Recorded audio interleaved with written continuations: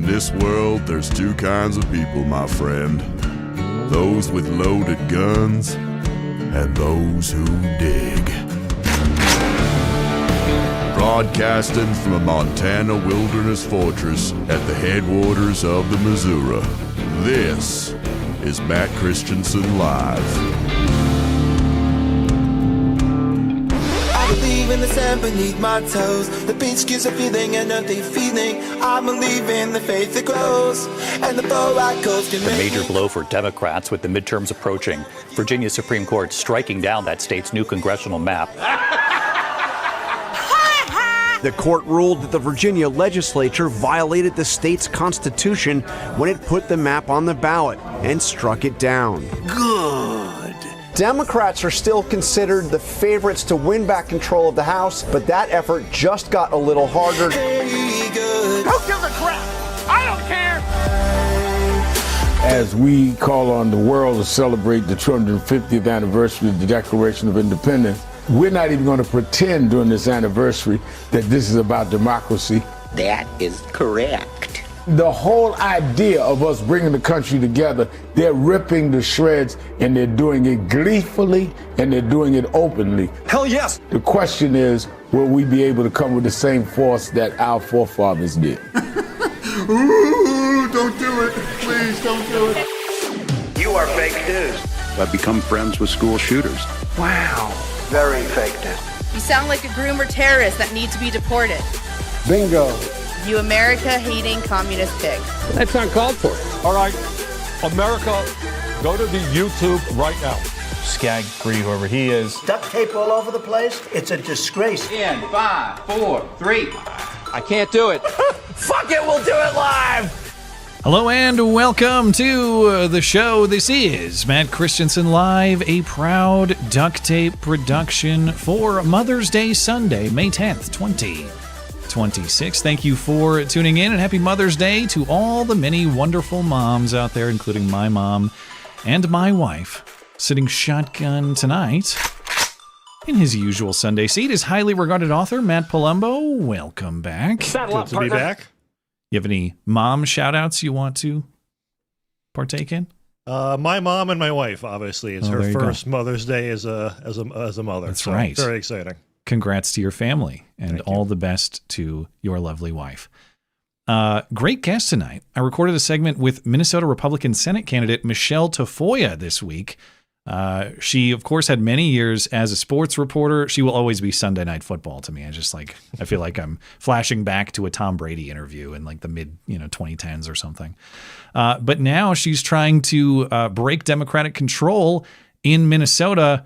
We'll hear from Michele in the second half of the show. But first, in the news for discussion tonight, that was quick, man. Virginia gerrymandering scheme. It imploded in record time. I had not familiarized myself with the legal arguments, so it does seem that this decision from the Virginia Supreme Court is legally sound. It's not just some partisan hackery. And it makes me surprised that given the effort that Democrats put into this, they didn't follow the protocol quite correctly. Right. But is it ever really about the integrity of the process for these people, or is it really just about the results? Right. I mean, I don't think that they thought the courts were going to get in their way. They spent the number I saw was $70 million incinerated on this, which is $70 million less than they can use for any other purpose. So I'm glad they tried it, and it has emboldened a lot of Republicans to immediately start redistricting faster as well. Well, this in combination with that Supreme Court decision, I'll go through the map a little bit later. I know you had done a little bit of scorekeeping earlier too. Mm-hmm. This is quickly looking like a giant Democrat L. It's going to be a double-digit pickup for Republicans. Yeah, and it may not be enough to save the House this time around, but long-term, it will be significant, I think. Well, the way to view it is, even if we lose the House, okay, suppose we lost the House by 5 seats. We were going to lose it by 20. So it's you have to compare it to the counterfactual. It's however many seats we redistrict. It's seats that otherwise would have been going to an even greater majority. So we'll get into all of that, including the showmanship in Tennessee. I know you're excited to talk about that because Tennessee has taken away their one Democrat congressional district in Memphis. But in addition to that, the Pentagon releases decades worth of UFO files, and some of the video is pretty weird. I mostly just want to talk about that 8-pointed star thing. I know there's people have explanations about how light could make that sort of effect on an infrared camera. It's weird. Have you watched that video yet? I have not. I'll be viewing it for the first time. We'll check it out. Later, your story tonight, the right-wing Reform Party makes major gains in the UK elections. Many of the candidates... some edgy racial opinions that were posted. So I'm going to be repeating myself in a bit, but there is a group called Hope Not Hate in the UK. Yeah. And they had done profiles showing social media comments from some reform candidates that I'm surprised didn't land them in prison given the UK's laws. That's true. I hadn't thought of that. So they were named and shamed, and surprise, surprise, every single one won. So... Sometimes good wins out. I guess they're going to have to frame their social media posts in their new political offices. Exactly. But all right. Plus, we have Hoax Hate to close as well, of course. Before we get into it, got to say hello to our featured listener-owned business for the evening. That's our friends at Kineo Mountain Woodsmithing. Kineo Mountain Woodsmithing makes high-quality, handmade premium hardwood cutting boards, charcuterie boards, serving trays, and more, all of which are great gift options or the perfect piece to class up your kitchen or anywhere else in your home. Blake at Kineo Mountain Woodsmithing made me a cutting board engraved with my very own channel logo, and it looks amazing. It's been a part of our family kitchen for a long time now. It has not aged a bit. And in addition to the quality, that's the best part about Kineo Mountain Woodsmithing's products. They are fully customizable, not just in materials, but in engravings too. So if you'd like to personalize a gift like that one, that can be arranged. Or if you have any other custom hardwood project in mind, no matter how big or how small, Kineo Mountain Woodsmithing can make that a reality for you. Just get in touch at KineoWood.com. All Kineo Mountain Woodsmithing products are made in Colorado from premium domestic hardwood sources. Kineo Mountain Woodsmithing is the absolute highest quality woodworking that will last you forever. Listeners of this show get 10% off all Kineo Mountain Woodsmithing products and services using promo code MATT10 at checkout. That's promo code MATT10 for 10% off everything at KineoWood.com, KineoWood.com, promo code MATT10 at checkout. Find all the information on all our special offers at mattchristiansenmedia.com/deals. Deals by listeners, for listeners. All right, I have to start with a correction for myself. You are fake news. Very fake news. On Wednesday's stream, we discussed how every other justice on the Supreme Court hates Ketanji Brown Jackson. Rightfully so. This after Alito ripped her for her shenanigans regarding the Louisiana Voting Rights Act case, which we'll also discuss in the redistricting topic tonight. But I made the point in passing that I thought was true without actually checking it, that Jackson is the youngest justice on the court, so we will have to put up with her crap for decades to come. That's incorrect. Did you know, Matt, that Amy Coney Barrett is actually the youngest justice on the court? Is that surprising to you? It was to me. I mean, it's not surprising, but I did not know that, no. Amy Coney Barrett is 54. Jumanji is 55. So I was only off by a year. But facts are facts. Got to get them right. Does mean we not only can we look forward to Ketanji Brown Jackson. Let's try again. 3, 2, 1. Ketanji Brown Jackson's antics. Jumanji. On the court for decades to come. The cat fight between Amy and Ketanji will continue for decades to come. I regret the error. I'm sure many more are forthcoming. Now, everyone is talking about the mousecrap disease, Hantavirus. Some kind of disease you get from mouse droppings. People got it on this cruise ship. Everyone's worried because they think it's going to be another pandemic. I was messaging with friend of the show, Neo Unrealist, this week. He sent me something about this stupid Hantavirus. And I said, dude, I don't care. I will never, ever believe what any expert on infectious diseases ever tells me to believe as long as I live. And Neo very wisely responded to me in true Matrix theme and form. What if I told you that the experts say it's no big deal? And I was shocked. Oh, no. Game over, man. I I realized I must now conclude that the Hantavirus is a very serious danger. Here is Biden's COVID coordinator, Dr. Ashish Jha, saying, don't worry about the mouse crap disease. It's no big deal at all. How concerned should people be? The answer is I'm concerned about the people on the boat. I'm not concerned about everybody else. This is not going to turn out to be some pandemic. This is not a virus that spreads that easily. I think if you're sitting at home watching, you're going to be fine. Okay, so please stay home, save lives, mask up, maintain at least 6 feet of social distancing. It's a very serious emergency. We're all going to die.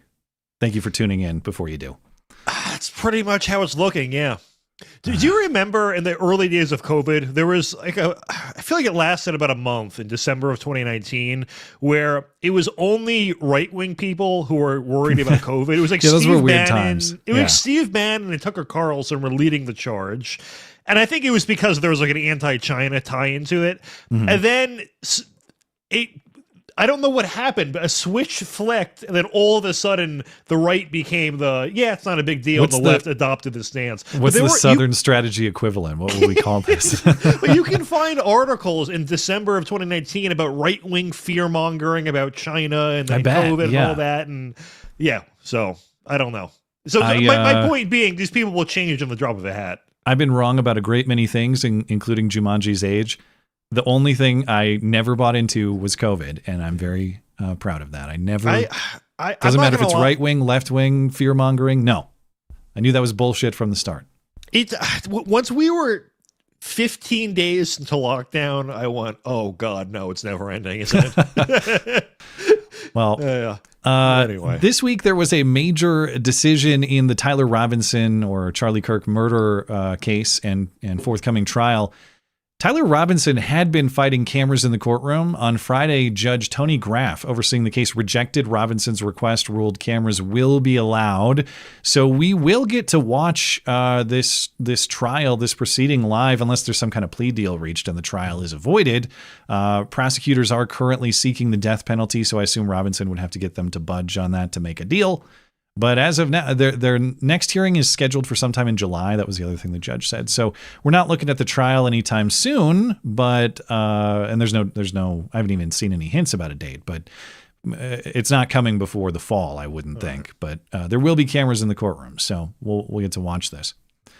I mean, I'm for cameras in pretty much every courtroom. It's one of those. It's like police body cams, where why wouldn't you want to have as much video if possible for later on? And Robinson was trying to say he was going to taint the jury or have some sort of, he's throwing whatever he can to try to get whatever favorable terms he can. It doesn't relate to this case in particular, but there are things where in a written transcript, if someone is being sarcastic, you want to also have video of that so you can prove it and say, no, I didn't mean it this way, or something like that. But I am worried that, or I should step back and say, I think on net balance, having this video, it will reduce misreporting about the trial and misinformation. But it is inevitable. Stuff is going to get clipped out of context. They are going to take videos from the defense and present it as bombshell evidence in defense of the murderer, the alleged murderer. So I am in favor of it, but it is going to be annoying seeing things misrepresented right before my eyes for clicks. I mean, that also happened during the Rittenhouse case. That was one of the first trials where I watched, almost the whole thing, I feel like, not literally, but I would be watching it and then I would go on Twitter and I would see how it was being clipped, and it was just a mirror image of reality. So, well, you know what though? The cameras in the courtroom, big push by Erica Kirk. So I assume we'll hear all about how this was a part of Erica's plot to take over at Turning Point. Cameras in the courtroom is actually something sinister that serves her interest. Those tweets and various pieces of video and podcast content will be coming soon too. But hey, you brought up Kyle Rittenhouse. And very rarely do I watch trial proceedings as attentively as I watched that one, like many people did. I didn't see every minute, but I saw a lot. A couple hours a day, I watched it. I know it was high. The reason we all cared is because of the principles involved and the high degree of consequence, of course. But in terms of entertainment factor, also one of the most insane court proceedings I've ever seen. I will never forget Binger pointing the rifle at the jury. Fuck around and find out. Great. And then when Gage Grosskreutz admits he didn't, he got shot after pointing a gun, and then you see the prosecutor does an actual facepalm, realizing it's all over. It was so good. Well, leftists to this day believe that Rittenhouse is a murderer. Some even think he's racist, mistakenly believing he shot black people. Yep. A black guy just kicked him in the face, but Kyle didn't shoot him. Yeah. Or at least tried to kick him in the face. Now, conservatives obviously see the case as squarely self-defense, as did the jury, for that matter. But what's amazing about NBC News and their coverage this week, because Kyle's back in the news, somehow they managed to write the perfect headline in that it pisses everyone off. It was actually not a headline. It was a tweet about the story, but a tweet that pisses everyone off. Because as you see in the headline here, Kyle Rittenhouse got bit by a brown recluse spider and he was hospitalized this week. He posted a photo from the hospital. It's a venomous spider. It's serious. You got to get it taken care of. So he posted about that. And NBC's characterization on X is fire.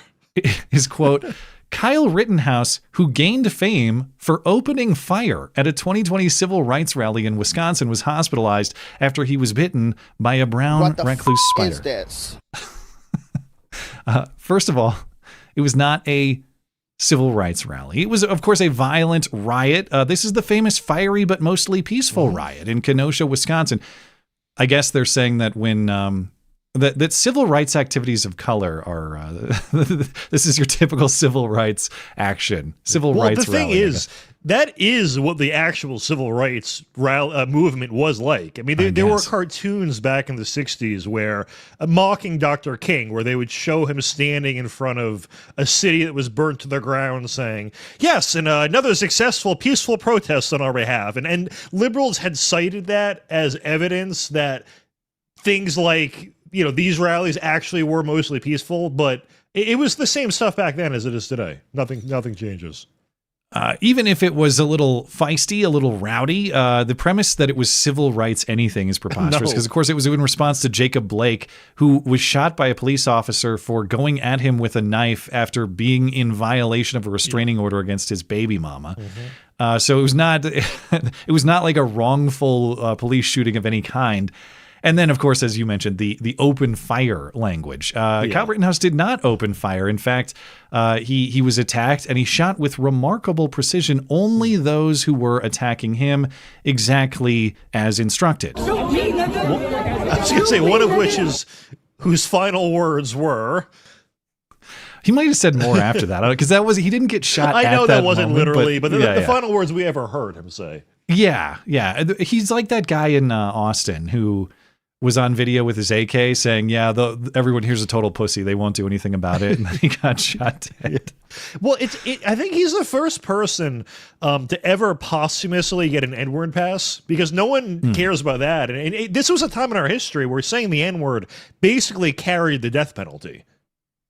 So, I mean, that's still true today in certain certain circles. But no one cared about that when what's his head said it. So now, okay, so I've talked about why conservatives, right-wing people would be mad at that characterization. Why are left-wing people mad? Oh no, leftists are mad because they view it as a murder situation. So they're mad at NBC for not saying murder, opening fire. That doesn't acknowledge the dead. Even though the jury, as you say, didn't accept the term murder either. And the rest of them are cheering the spider. They're very glad that the spider stood his ground, as they do with anybody. They cheer anybody who attempts to murder their enemies because they actually love murder. So the claimed opposition to murder, I don't actually believe. Just depends on who's getting murdered. Anyway. Yeah. You really can't convince these people. There's no amount of reality that will ever convince these people once they've taken a stance. Yeah, probably true. I guess everybody on the jury in the Rittenhouse trial was MAGA hat wearing, right wing racist. Even they always make it a racial case, and I guess tangentially, as it relates to Jacob Blake, it kind of is. But the core of the Rittenhouse event really has nothing to do with race. Well, I remember the first day of the trial, there was some famous rapper, and he was, I think he was quote tweeting something about the Kyle Rittenhouse case, and he goes, wait, he shot white people? Who gives a shit? All right. Into the big news of the weekend or Friday. Democrats, they had a great run with gerrymandering in Virginia for, I guess, all of a couple weeks, because recall just a few weeks ago on April 21st, Virginia voters passed a constitutional amendment by 3 percentage points. The final vote was something like 51 to 48. And they were going to change. The amendment was actually to allow mid-decade redistricting. Usually they do the congressional district map drawing after each census. This amendment would have allowed it mid-decade right now. And that would have changed the map in Virginia. There are 11 members of Congress from Virginia.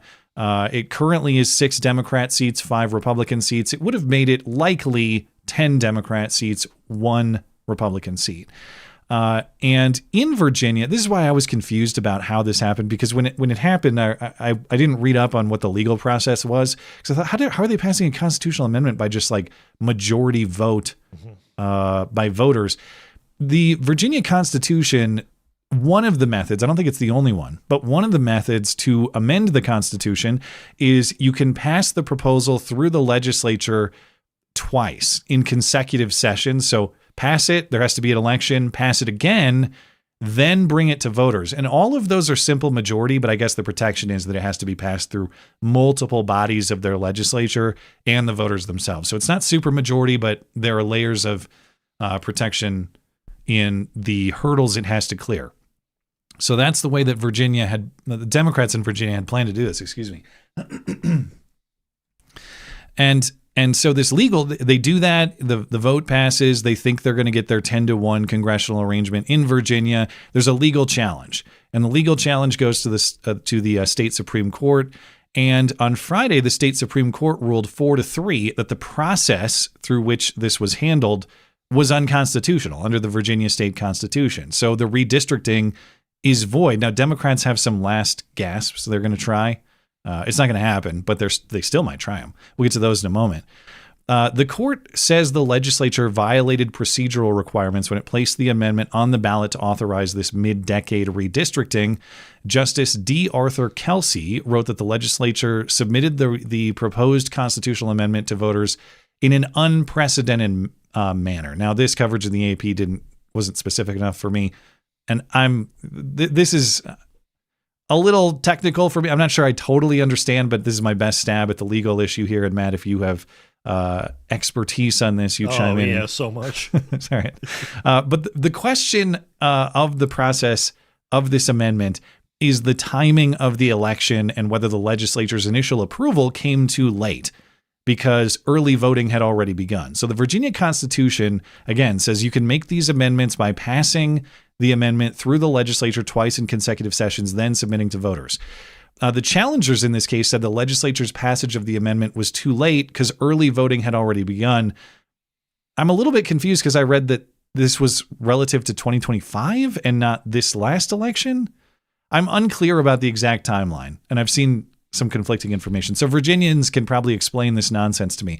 But in general, the idea is the legislature has to pass this before it goes to voters. And because voting is like, I don't know, in Virginia, it's many weeks now. There's all this early voting. The problem, as those who challenged the amendment in court and the state Supreme Court agreed, is that the legislature was too late because they actually had passed this after the early voting had begun. So again, the timeline of all of this is messy, and I'm sure I'm not getting it exactly right. But as I gather, the problem is Democrats were undone by their own infinity days of early voting. Hoisted on their own petard. Yes, the counter. So the court majority accepted the challengers' premise that election in the Virginia Constitution refers to the entire process. That is, when early voting ballots go out until the last ballot is counted. That's what election means. The Democrats and the rest of the justices on the Virginia State Supreme Court said, no, election refers only to election day. So speaking of bizarre stances for Democrats to take, no. Right. Election day is one day. It's going to cost us some elections, that principle. Yeah.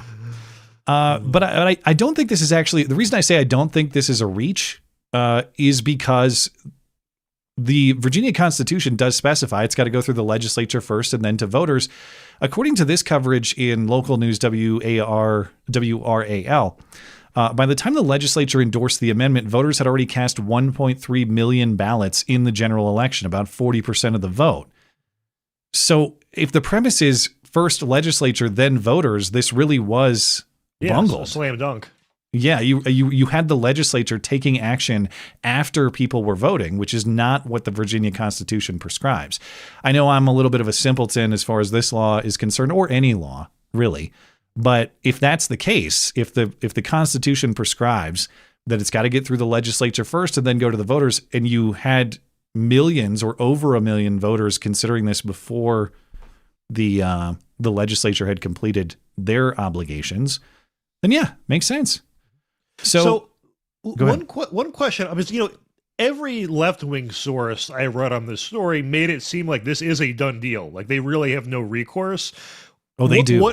Well, that's what I was going to say. Why can't they just do a complete do-over? Is it just going to take too long before the midterms? Oh, they can't. Yeah. Well, there's that. They could just restart, but you're not going to get. They don't have time to do it before this midterm. So okay. And then 2030 is coming up anyway. They have a census and they're going to do it again.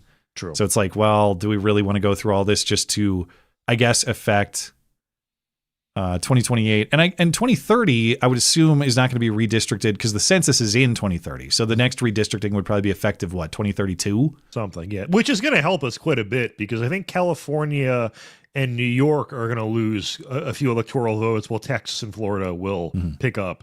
So, well. Be good. In practical terms, it does mean the thing is dead in Virginia for now. Maybe they bring it back in future years, as you bring up. But is it actually over? Because Democrats always have their tricks. They have one last Hail Mary, actually maybe a few. They are, firstly, appealing to the U.S. Supreme Court. They're trying to stop the Virginia Supreme Court's ruling from taking effect. So they're trying to throw a pause on this so maybe they can still have their redistricting while they wait for the U.S. Supreme Court to consider the case. They're filing that appeal now. They've informed the Virginia Supreme Court. As far as I'm aware, they haven't submitted any kind of filing with the U.S. Supreme Court. I assume that's coming soon. I've seen some commentary on what the legal theory might be. I have no idea what Virginia Democrats think they're going to argue in the U.S. Supreme Court. I'm sure sophisticated legal minds can tell you, but plainly there is no federal issue here. This is the Virginia Constitution guides the amendment process of that document. The amendment process was not followed according to the Virginia Supreme Court, which is the highest legal authority on that document. That's it. I don't see a way that the U.S. Supreme Court gets involved in principle, let alone I don't see any way that this Supreme Court, U.S. Supreme Court, is ideologically inclined to get involved. Well, they're not going to jump in on this. That's what I was going to say. And, the people making the appeal to them also, will caricaturize it as a MAGA Supreme Court when it doesn't go their way and all that. Yeah. So maybe they deep down inside don't believe that or something. But with the Virginia Supreme Court, do we know the ideological breakdown? Like, is it 4-3 and it went down the same identically? So Virginia's Supreme Court, their justices, there are 7 of them, and they're selected by they're elected by the legislature to 12-year terms. And I was looking at the ideological breakdown. So 3 of those 4 who voted to overturn this amendment or strike down this amendment were elected when Republicans controlled both chambers. Then there's a 4th who was elected when the legislature was split. Republicans held the House, Democrats held the Senate. The other 3 are split. I think there's only 1 who was put on the court. By the guy who was put on there earlier this year is the only one who was put on when Democrats controlled both chambers. But that's what you'd expect in a purple state where there's a mix of legislative control. There's only 2 of them out of 7 who were put on by one party controlling both houses of the legislature. It's not the ideological split, I think, is pretty reflective of Virginia in general. Well, that's good. Yeah. So they're going to try. I don't see any way that the Supreme Court. the Supreme Court is not going to hear this case. They're not going to offer some kind of delay on the implementation of this decision. I don't know. They're throwing spaghetti at the wall. They're throwing the Hail Mary. That's all. And what was the other one they had? I'm going to get to that in a moment. They do have one other potential thing they're going to try. But I don't know, even when their documentation gets to the Supreme Court, when they actually make their filings, I don't know if it'll be all that convincing, because in their filing to the Virginia State Supreme Court to delay the implementation of this decision, the Virginia Democrats' lawyers misspelled both Virginia and senator in the filing. That's unacceptable. So you did a segment earlier about AI in the legal profession. Probably should have used AI. I don't think ChatGPT. Yeah, dude, there was. I was reading a story. There was this Indian lawyer who got fined $5,000 for using AI, and then had to write an explanation of what happened. And then he got fined again because he used AI to write the explanation. Bold of what move. Happened. He's committed. Setting our best. These lawyers went to the Quality Leering Center School of Law. I believe. Did you see? There's another one. There is another Leering Center. Yeah. Yeah, I couldn't remember if it was in the lineup, but yeah, there is. No, there I didn't is have somehow it in tonight, a second Quality Leering Center. Well, Yeah. I don't think they had quality. I think it was. It's just the Leering just Center. Leering Center, but there is Trump. one. There was a joke that Trump needs to come out and say we need a total and complete shutdown of all Leering centers until we can figure out what the hell is going on. Very true. Anyway, this result at the Virginia State Supreme Court has further radicalized the deranged among us. Outside the Virginia Supreme Court on Friday, a woman was heard screaming shame at the building to express her outrage. Shame! Shame on every single Supreme Court justice who voted to take away our rights as a people to express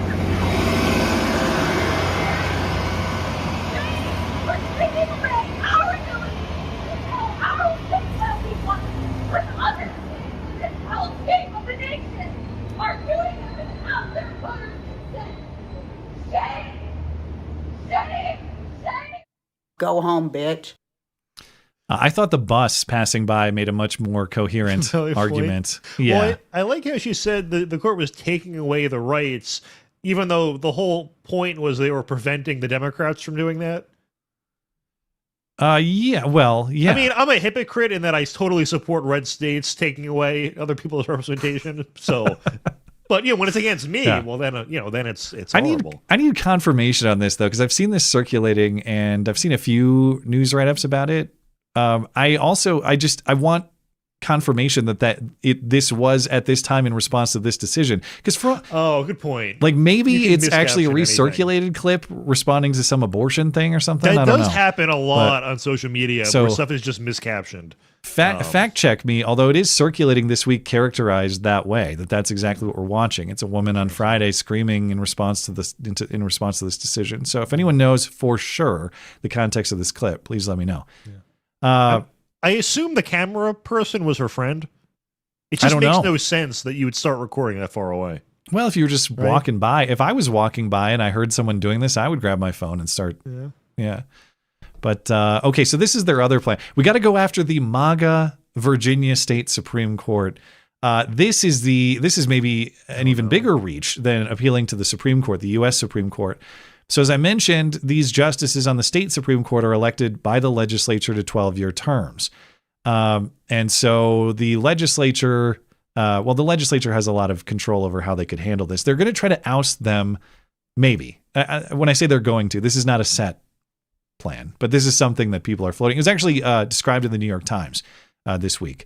But what the Democrats in the General Assembly are considering, and the Virginia legislature overall, is to change the mandatory retirement age of justices. It's 75 currently to 54. So they're just going to say you have to get off the bench and they're going to kick everybody off because they're too old. And then they're going to use their control of the legislature to put their cronies, their Democrat-friendly lawyers, on the Virginia Supreme Court, rehear the case and say, nope, it's A-OK, it's great, it's perfectly compliant with the Virginia Constitution. Now, their control of the Senate in Virginia is very slim. It's 2 members of the Virginia Senate. So you'd have to have effectively unanimity among Democrats to do this insane move. I don't know Virginia politics extremely well. In fact, I don't know them at all. But I have a hard time believing that every single Senate Democrat in Virginia is going to be on board with a move that extreme. I mean, in Indiana, we couldn't even get half of the Republicans in the Senate to go along with it. I mean, I know they're conservatives there, but yeah, we only need 2. It's good news. But we'll see. I mean, the thing is, there would be so much pressure on you that you probably would face a primary challenge if you did step out of line. So. We'll see. This is an insane move if they try it, but maybe they will. But this will take forever to actually implement all the groundwork. Yeah, I doubt they have time before. And how much money are they going to spend on this for 5 seats? Yeah. Well, let's talk redistricting more broadly. Democrats are now at a redistricting disadvantage through a combination of this Virginia Supreme Court decision and the U.S. Supreme Court decision on the Voting Rights Act. The 4 congressional seats Democrats thought they just gained in Virginia, they're now gone. Southern states, per the U.S. Supreme Court decision, are free to do away with the racial gerrymandering they were previously forced to do under the Voting Rights Act. There is currently movement underway to redistrict now in Louisiana, Alabama, South Carolina. Tennessee already has it done. Tennessee, the governor has already signed it. So they've eliminated their one majority black district that was Steve Cohen's district in Memphis. But remember how I was joking last episode? I'm like, the boomer talking point would be that this is good for black people because Republicans freed the slaves. So they're trying. I mean, it was tongue in cheek, but so they're framing this as a racial issue, as black people are losing representation. But obviously, that's not really the problem because their Democrat rep, Steve Cohen, is not black. It's about losing a Democrat, not losing black representation. Yeah. And it looks right now that the woman that Elise has thought is going to end up holding the seat is a black Republican. But they're still mad about it, yeah. So, yeah, they are going to be It's keeping plus their one black person in Congress, actually, but it's not the right actually kind. more black representation now. Yeah. So it's very progressive. So Governor Bill Lee signed this redistricting into law, which is another plus one for Republicans already. As the map was passed, protesters raged, and so did State Representative Justin Pearson from Memphis. Loves to make a show of his protest. You may recall him as one of the Tennessee Three who were previously expelled from the legislature for their antics protesting for gun control after the transgender shooting back in the day at that Nashville school. So they went to while the legislature was in session, there were a bunch of protesters there. They worked with the protesters. They brought a bullhorn up toward the front of the House chamber, which of course is a violation of the rules of the House. So they were kicked out and then they got back in. But this time police were moving the protesters, these disruptors, out of the legislature, and Pearson yelled at a state trooper to, quote, "move the fuck back, boy." Whoa. I'll walk it back. Y'all going? Let go of me, sir. You got me all tied up. Sir, no. You got me all tied up. My brother ain't doing nothing to nobody. He ain't doing nothing to nobody. You don't walk out by yourself. Move the back. Boy! Yeah, let Pearson go. Let Pearson. What is wrong with you? What is wrong with you? Ted. You stupid mother. That's uncalled for.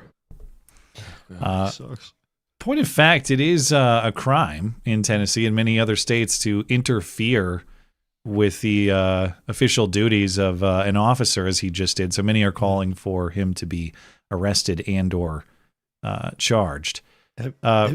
Have you ever seen that side-by-side video of how he would speak when he was campaigning? And he's very soft-spoken. It was when he was in college. You're going exactly. In college. You're reading my mind. Yeah. And then the side-by-side with him doing the whole like 60s preacher routine. That's how he speaks. But exactly.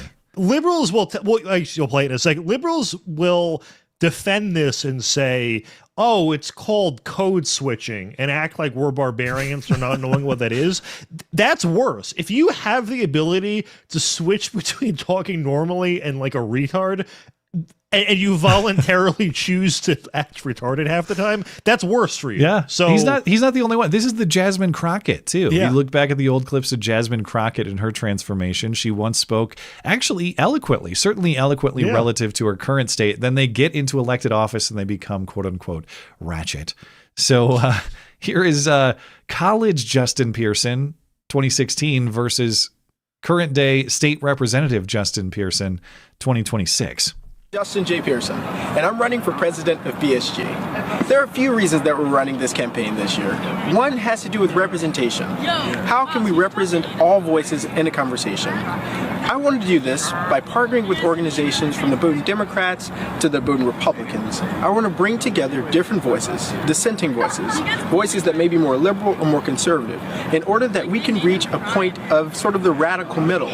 Here, you've had 3 strikes laws, mass incarceration, denied us of who we are, and we are still here. And today, you'll take the only majority black district from us. But I want you to know, and I want my nephew, sons, and the future to know, no matter what you do, no matter how much you try and break us and make us bend and make us quit, we will still be here.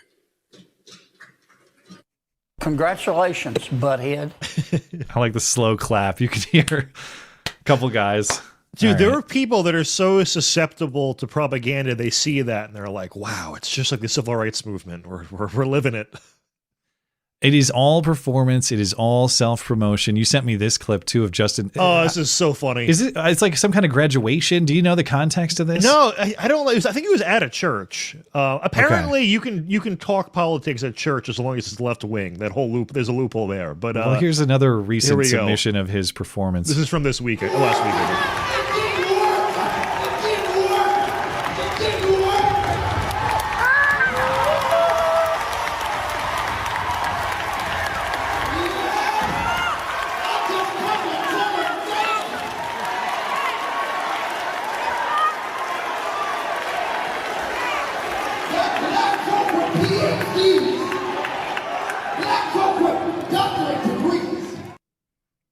And as the man posting that clip asks, is it our fault for making fun of this, or isn't it true that maybe black voters deserve better than this sort of representation? Theater kid-occupied government. I guess, yeah. Yeah. To return back to the redistricting tally, because of course Pearson's a little bit of a distraction in that regard. He's a state representative. He's not in Congress, so it is showmanship in principle in that way too. But as far as the tally for Congress, for the U.S. House, the redistricting war is now decidedly in Republicans' favor. So Virginia's gone.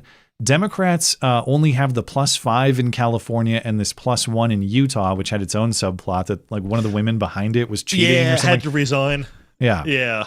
Was she on the court? Judges. It was one of the judges. Yeah, on the court. But you've got Texas, Missouri, Ohio, Tennessee, North Carolina, Florida, expected ads in South Carolina, Alabama, Louisiana.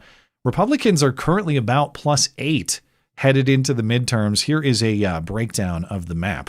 Start with the Supreme Court, which gave the green light to Louisiana and a range of other southern states to do a lot more in terms of gerrymandering than they have in the past. Some of that's still unsettled, but Republicans are looking at some big wins there. Then you cancel out those Democratic wins in Virginia because of the court ruling you mentioned. And what looked like it might be a draw now looks like Republicans could be talking about 8 or even 9 seats in an election where they only need to hold on to the House with 3 seats. The Democrats just need 3 to take over. So still probably unlikely that Republicans hold the House, but again, this is going to have long-term consequences beyond just this midterm.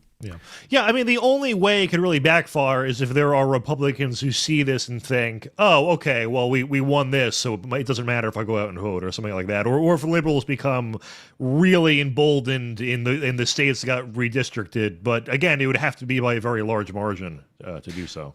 Well, I have a few more things to discuss. I want to leave you some time before the top of the hour to get to the news about the UK elections. But it is time for a brief Iran update. Why the fuck is the gas so high, bitch?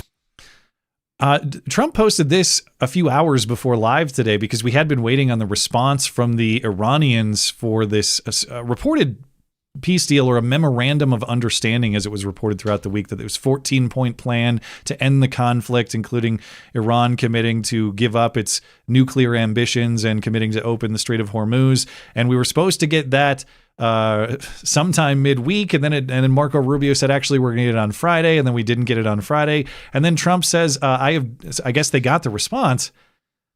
I've just read the response from Iran's so-called representatives. I don't like it. Totally unacceptable. Thank you for your attention in this matter, President Donald J. Trump. Now, the problem is not just that we don't have a peace deal. It's that Trump said earlier in the week, if they don't agree, which sounds like they did not agree. Bridge day, baby. Bridge day. Bombing starts, and it will be sadly at a much higher level and intensity than it was before. So, once again, we've gone from the deal is imminent, which apparently means whenever Iran wants to get around to it. The other thing is we had a ceasefire, we have a ceasefire, except they're shooting at us and we're shooting back. And I get it. If you're committed to diplomacy, which the Trump administration is saying they are right now, they want to find a peaceful resolution. You can't do that with an extremely itchy trigger finger because you're going to break the peace and then nobody wants to talk anymore. So I understand there might be things around the edges. However, we are now being told that Iran shooting at our ships is not a ceasefire violation. Trump called them love taps this week. That's all it was. It was just there's a couple love taps that we exchanged. Here was UN Ambassador Mike Waltz this morning saying Trump gets to decide what is and is not a ceasefire violation, and these love taps don't count.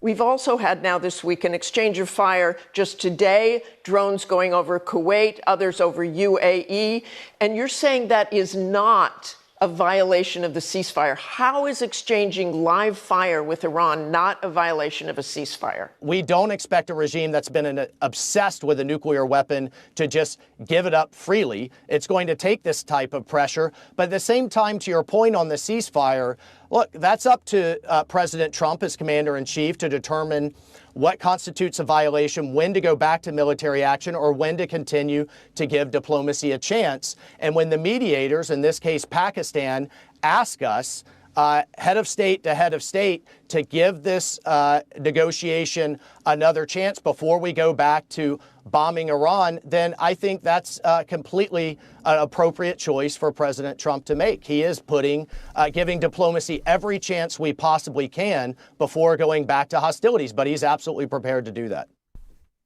Okay. Come on, man. They shot at our ships this week, and we intercepted those missiles. They didn't actually do any damage to our ships, but I understand the perspective of we don't want to break the relative peace right now in the interest of getting an agreement. Can't you say that you're willing to allow a few love taps in the interest of the broader peace? When I hear that shooting ammo,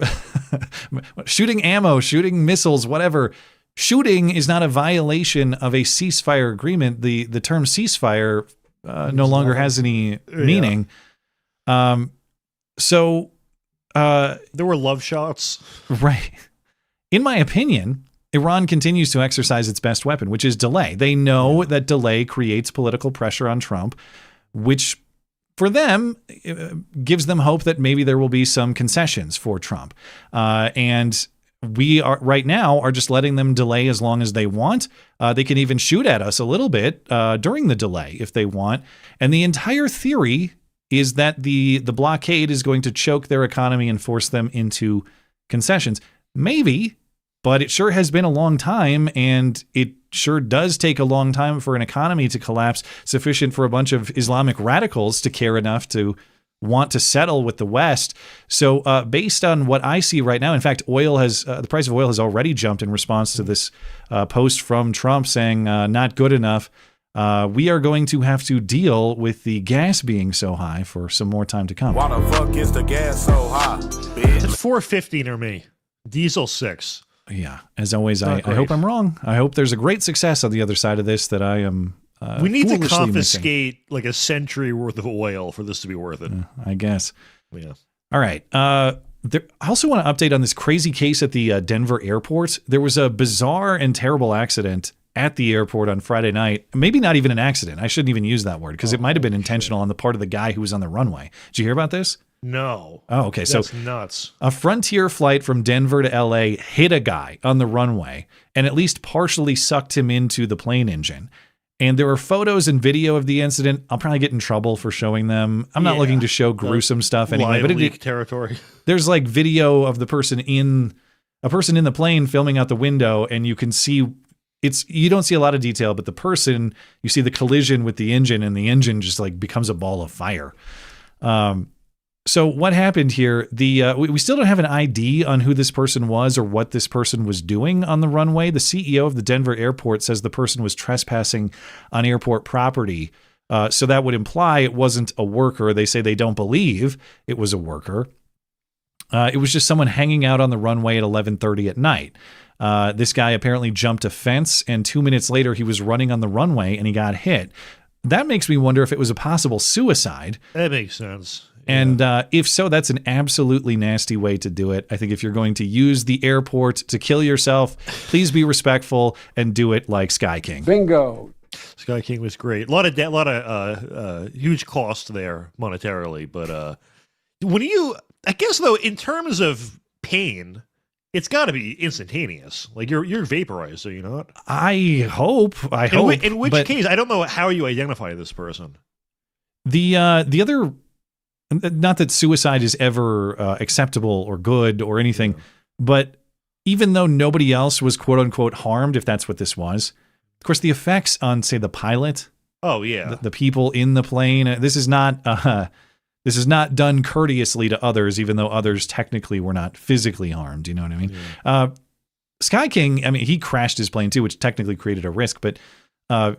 So I'm speaking tongue in cheek, but when you look back at that incident, I mean, first of all, the guy actually did a flip. You know, people say, do a flip. Really cool. He did.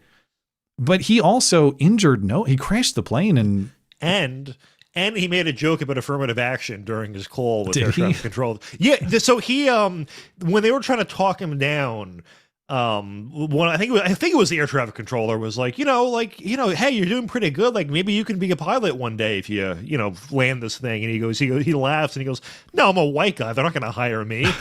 And when the New York Times published the audio of the call, they cut that from it. Oh, I don't remember that. I know there's a new documentary about him out. I want to watch that, but and I know we talked about it on the stream back when it happened, but there's a lot about that story I don't know. Is it on Netflix? Or? I think it's Hulu. I think there was a shooting in my town 7 or so years ago in a town where absolutely nothing ever happens, and they just did a Netflix documentary about it, but it was a little boring. Was it racially accurate, or did they change? No, it was this woman. There's this guy. He was an Olympian horse trainer, and he had a horse farm. It was actually like 5 minutes from where I grew up. And I think what was the premise? There was another woman who was like in that horse community who started living on his property and squatting and then like harassing him and like planting listening devices around his house, and then she would like taunt him with his own comments. And then I think what set him off finally was the final straw was she called in a false CPS tip on him, and he just went nuts and shot her and her boyfriend. But the national relevance was everyone defended him. Because I remember when it happened, like in the local bar, everyone was like, no, he was totally in the right to shoot that woman. Like, it was surreal that anyone would defend the shooter. But I watched the documentary, and I kind of get where he was coming from, although I would never shoot anyone. Great story. Compelling and rich. What's the name of the documentary? Let me see. All right, let me get into the UFOs while you find that. Because speaking of unexplained flight incidents, on Friday. Shooting at Hawthorne Hill. It's pretty slow. I wouldn't really recommend it. It was probably more interesting for me than anyone else. Okay. On Friday, the Pentagon released the first batch of UFO files. Trump says he did this for the people to figure out and decide for themselves what the hell is going on. You can find the files publicly at war.gov. slash UFO, if you want to look through them for yourself. These are records of course, unexplained aerial phenomenon, not evidence of aliens, but weird stuff up in the sky that we can't explain. Maybe aliens, who knows? The files date back to the 40s. In this batch of them, there are 162 individual files. Plenty of video, odd objects in the sky moving in ways in ways that no known aircraft do. Perhaps the strangest video is the one that looks like an 8-pointed star. And this is video from 2013 Central Command infrared sensor video. That one, is that just AI, that one? Which one? The fucking Hindenburg one? Oh, I didn't even see it. Is it in this slideshow here? Yeah, it was one of them. Oh, this is like a representation of a report. So this is this is not video of it. This is just what people claim. They saw something that looked like this. But this 8-pointed star, location of the video is redacted. It's actually a fairly high level of detail on this object, though. The figure looks like it has something trailing it, like as though it has like exhaust or something. Almost looks like there's a parachute hanging from it at certain parts of the video too. And some say that this is just a visual effect of maybe an extremely bright light interfering with the infrared camera, possibly on a drone. Maybe there was a drone flying around and light was reflecting the right way, or there was a bright light on the drone and the infrared camera responded this way. But I don't know. There's got to be some explanation. But this is the weirdest UFO that I've ever seen. Yeah. I've never. Not only the figure, but the way that it's moving. And usually when you see UFOs, it's just like a blob. It's like a little blip of light. Mm-hmm. And there's that parachute looking thing, whatever that might be, whether that's an effect of light or whether that's a real physical object. But I don't know. We don't get any information about where this was. We know it was 2013. We don't know the circumstances, like even exactly what tech was used to capture this video. So it just raises a lot of questions. And just because it's really weird doesn't mean it's aliens. But I don't know that I've ever seen UFO video, as odd as this one. So I think it's to distract us from the Epstein files. There are a lot of people say, cool, but where are the Epstein files? Exactly. Yeah. Well, I mean, we did get 2.5 million pages worth of stuff. Is the argument that it's just not enough, or? I think it's. I think for most people, it's not even the documents themselves necessarily, because you're right, there is a lot of stuff out there. It's the timing, the lack of. The fact that it took forever after promising to do this, and weird. It's Pam Bondi's cell job. It's saying like, oh man, there's all this crazy evidence of ridiculous abuse, and I've got this truckload of documents on my desk ready to go, and then they did the whole binder stunt. I think it's actually less about the content of the files and more about the implementation of the release at this point. Yeah. Plus, it gives reasonable doubt in that, well, were they trying to get rid of certain pieces of evidence in delaying for that long?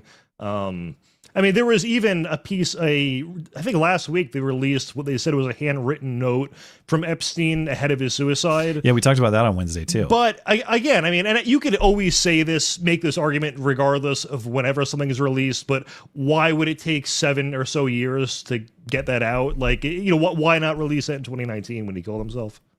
Tell me about the UK elections. Let me bring up my notes. Hold on. All right, so it was a big night in the UK. I think a lot of people are going to wonder, why am I covering this? Why do I care what's going on in the UK? Comedic racism, of course. That's coming up, but I do feel like I should explain what was going on. So there was, I think, 5,000 or so council-level seats up for election in the UK. There's 20,000 councillors in that country, so they stagger the elections. But Reform is Nigel Farage's party. It is... I think was the most right-wing party when it was founded. Now there's a splinter party called Restore UK or Restore England.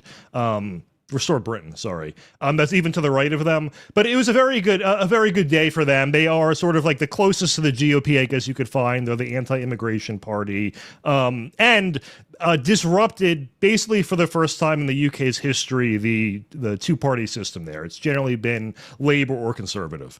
Now, I think I'll probably bore people if I go into too many details there. So I don't, as I was hinting at in the intro, there was a group in the UK called Hope Not Hate, and they put together a list of candidates that had made, some spicy social media comments that I said were, I was surprised would not get you thrown in jail in the UK. And every single one of them won.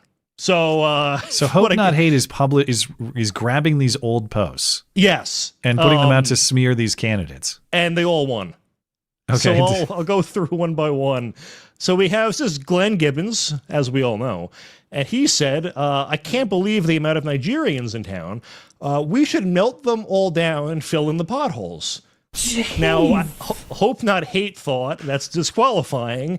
Apparently his constituency, he got an outright majority. And the thing about 54%. The thing about a lot of these races is there was, I think, 5 or so parties running. So you could get 25% of the vote as long as you were the number one vote getter. But he was winning an outright majority. There was another one. Let me just bring up my page just because it's a little small on the screen. Sorry for the delay. I can read it too if you need. Yes, go ahead. Hope Not Hate said, meet Ben Rowe, reforms candidate for Ham Ward in Plymouth. Ben fantasizes.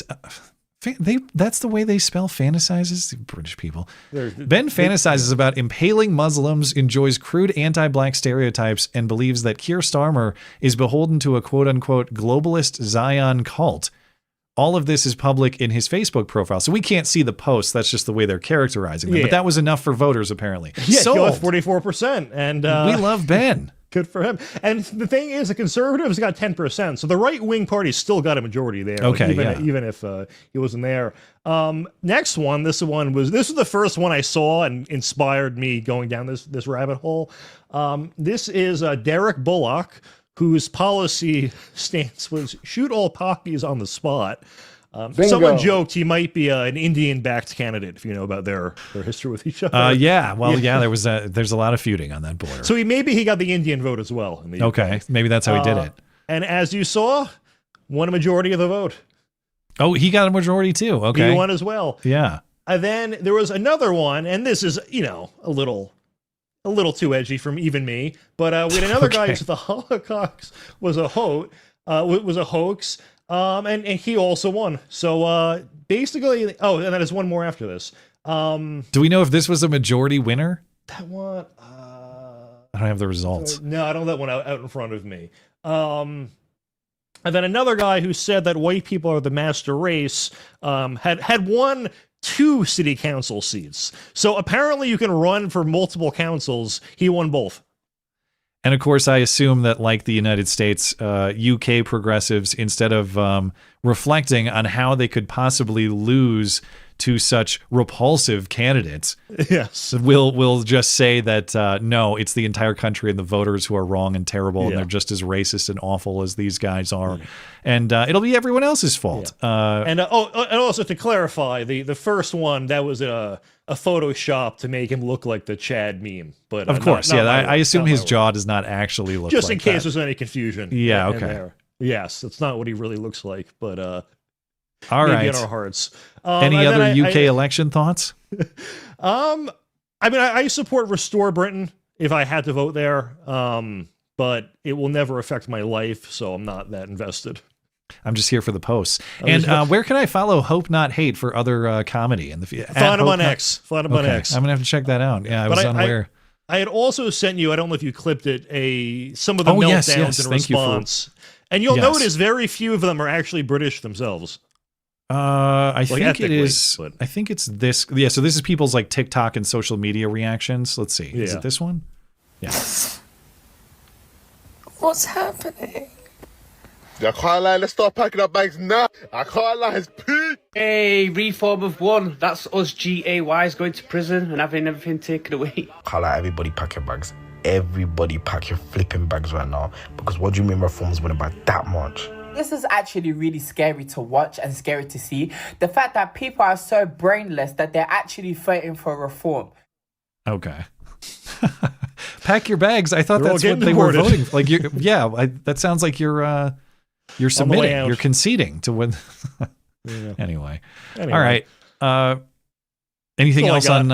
Okay, we'll move on to Super Chat before we get into some Super Chat, and then we'll get to our guest segment. Hey, have you considered joining the MC Club? Well, you should. Here's why. Hey, if you enjoy the show, please consider supporting the show by becoming a member of the MC Club. For as little as $1 a month, you will enjoy a series of exclusive perks, including ad-free videos and podcasts, video calls, and a community Discord server with me and other listeners, loot box giveaways with channel merchandise, your name in the credit roll after videos and streams, and much more. But most importantly, you will help keep the duct tape production alive and independent from all those sinister forces of control. Join the MC Club at mattchristiansenmedia.com/support. Linked in the description.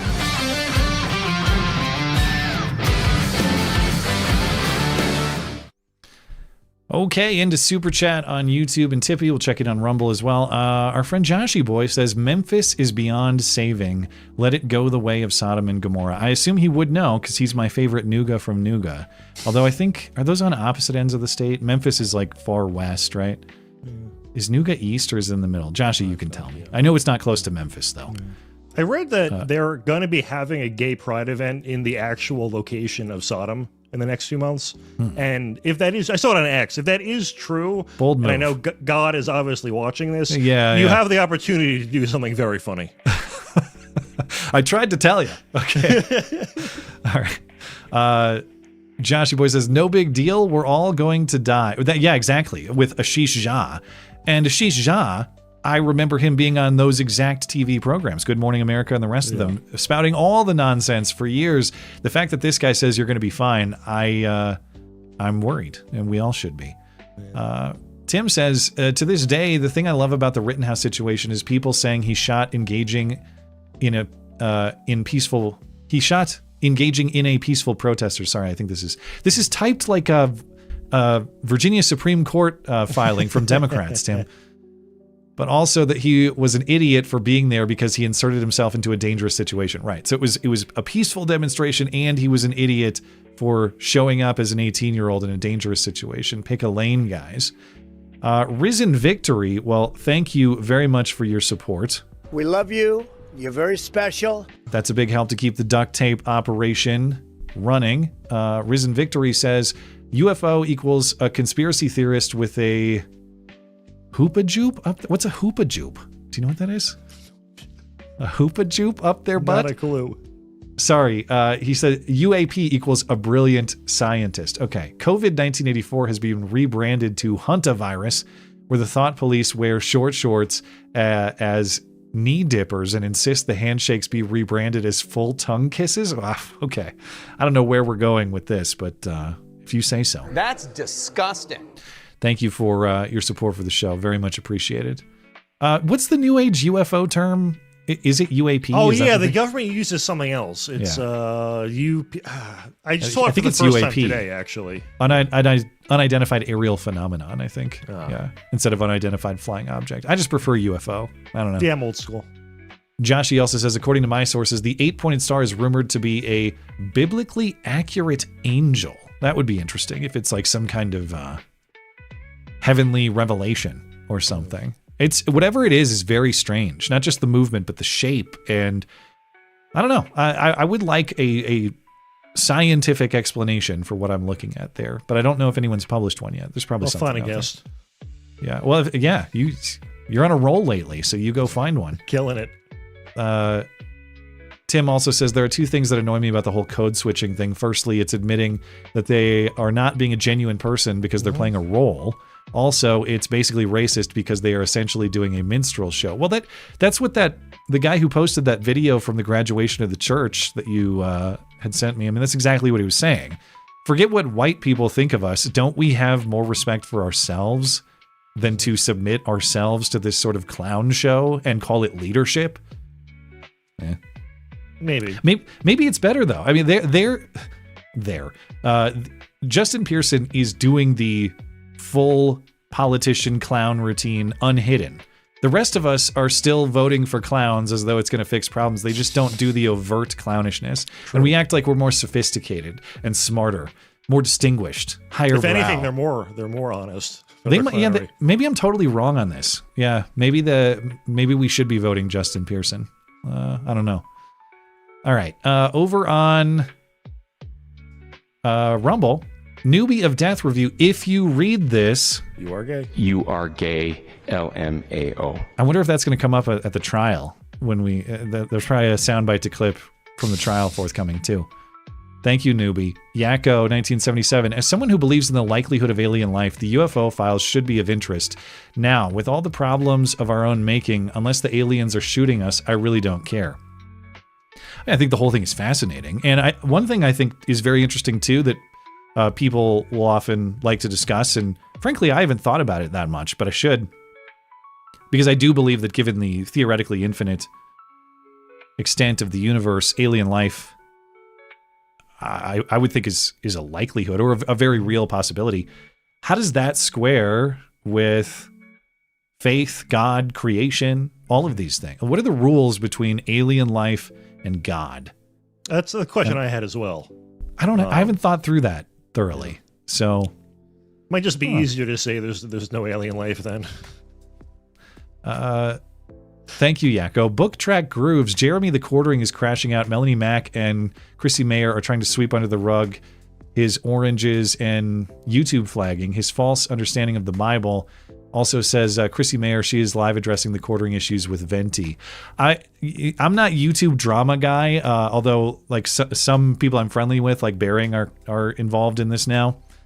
I have not followed the story. I know it has to do with false flagging and like attempted takedowns on people's channels, and I'm just steering clear of all of that. Yeah, but I was gonna like get invested in it, and then I saw the video explaining it was 3 hours long, and I just I had a friend who I don't care. I got a friend who loves the internet drama, and he told me about that. And hey, have at it, man. Have a great afternoon. I've got a family to take care of now. No, I know it's more than just drama. I know it like there are principles here about censorship and honesty, and I understand that there are important things people are talking about in this context. I just so it's not that I'm condemning other people for talking about it. I don't want to be understood that way. It's just not my area of attention or like if I'm going to seriously talk about that or opine, I got to know what all the issues are, and I can only pay attention to so many things in the day, and that has not been one of them. But thank you, Book Track. Appreciate it. Newbie also says Brits are the worst of the white people. That's not true. What about that lady yelling outside the Virginia Supreme Court? She's pretty bad. I might take your average British guy over her. Yeah? I'm trying to think how I would rank the whites. I would have to think it through a little more before. All right, you think... There is a hierarchy for sure. I just haven't really planned it out. All right. Maybe we can come back to that next episode. We'll get later back to in the that show, yeah. Next week, because we're going to end Super Chat there. Appreciate you guys. I'll have to just circle back with you. And we are going to get into our guest segment. Now, this is actually my first crack at interviewing a high-level politician. Special thanks to the highly regarded Matt Palumbo for making that happen. But our guest tonight is Michele Tafoya, a longtime sportscaster, sideline reporter for Sunday Night Football, among other productions. She is running for Senate as a Republican in Minnesota. Talk all about it, the state of that state, where she stands on key issues, much more. Segment's about 25 minutes. We'll see you on the other side. Stand back and stand by.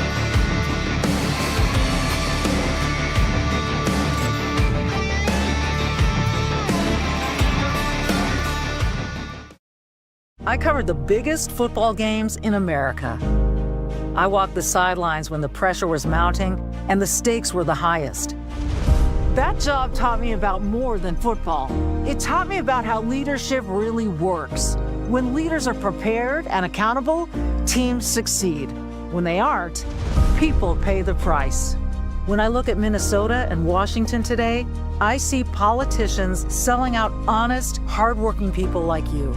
I see massive government fraud exploding on Tim Walz's watch, ripping off taxpayers and embarrassing our state. Well, I'm not going to stay on the sidelines any longer. Starting today, I'm running for the United States Senate.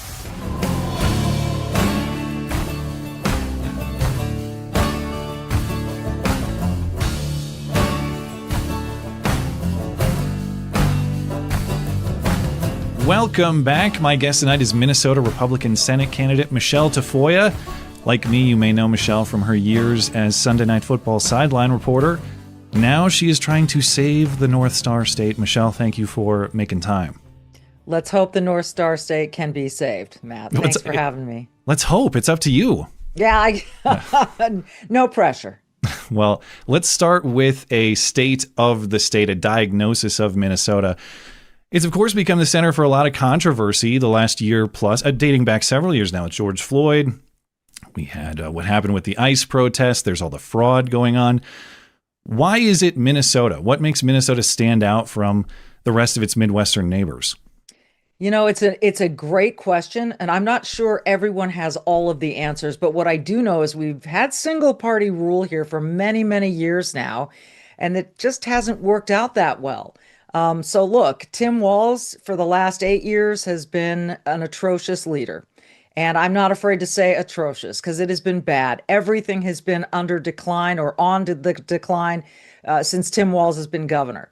I'm talking about education. I'm talking about the fraud. I'm talking about crime and the relationship with federal law enforcement, even local law enforcement. We had the defund the police movement here, which did not go over well at all with people in the cities, in the Twin Cities, who really like that police.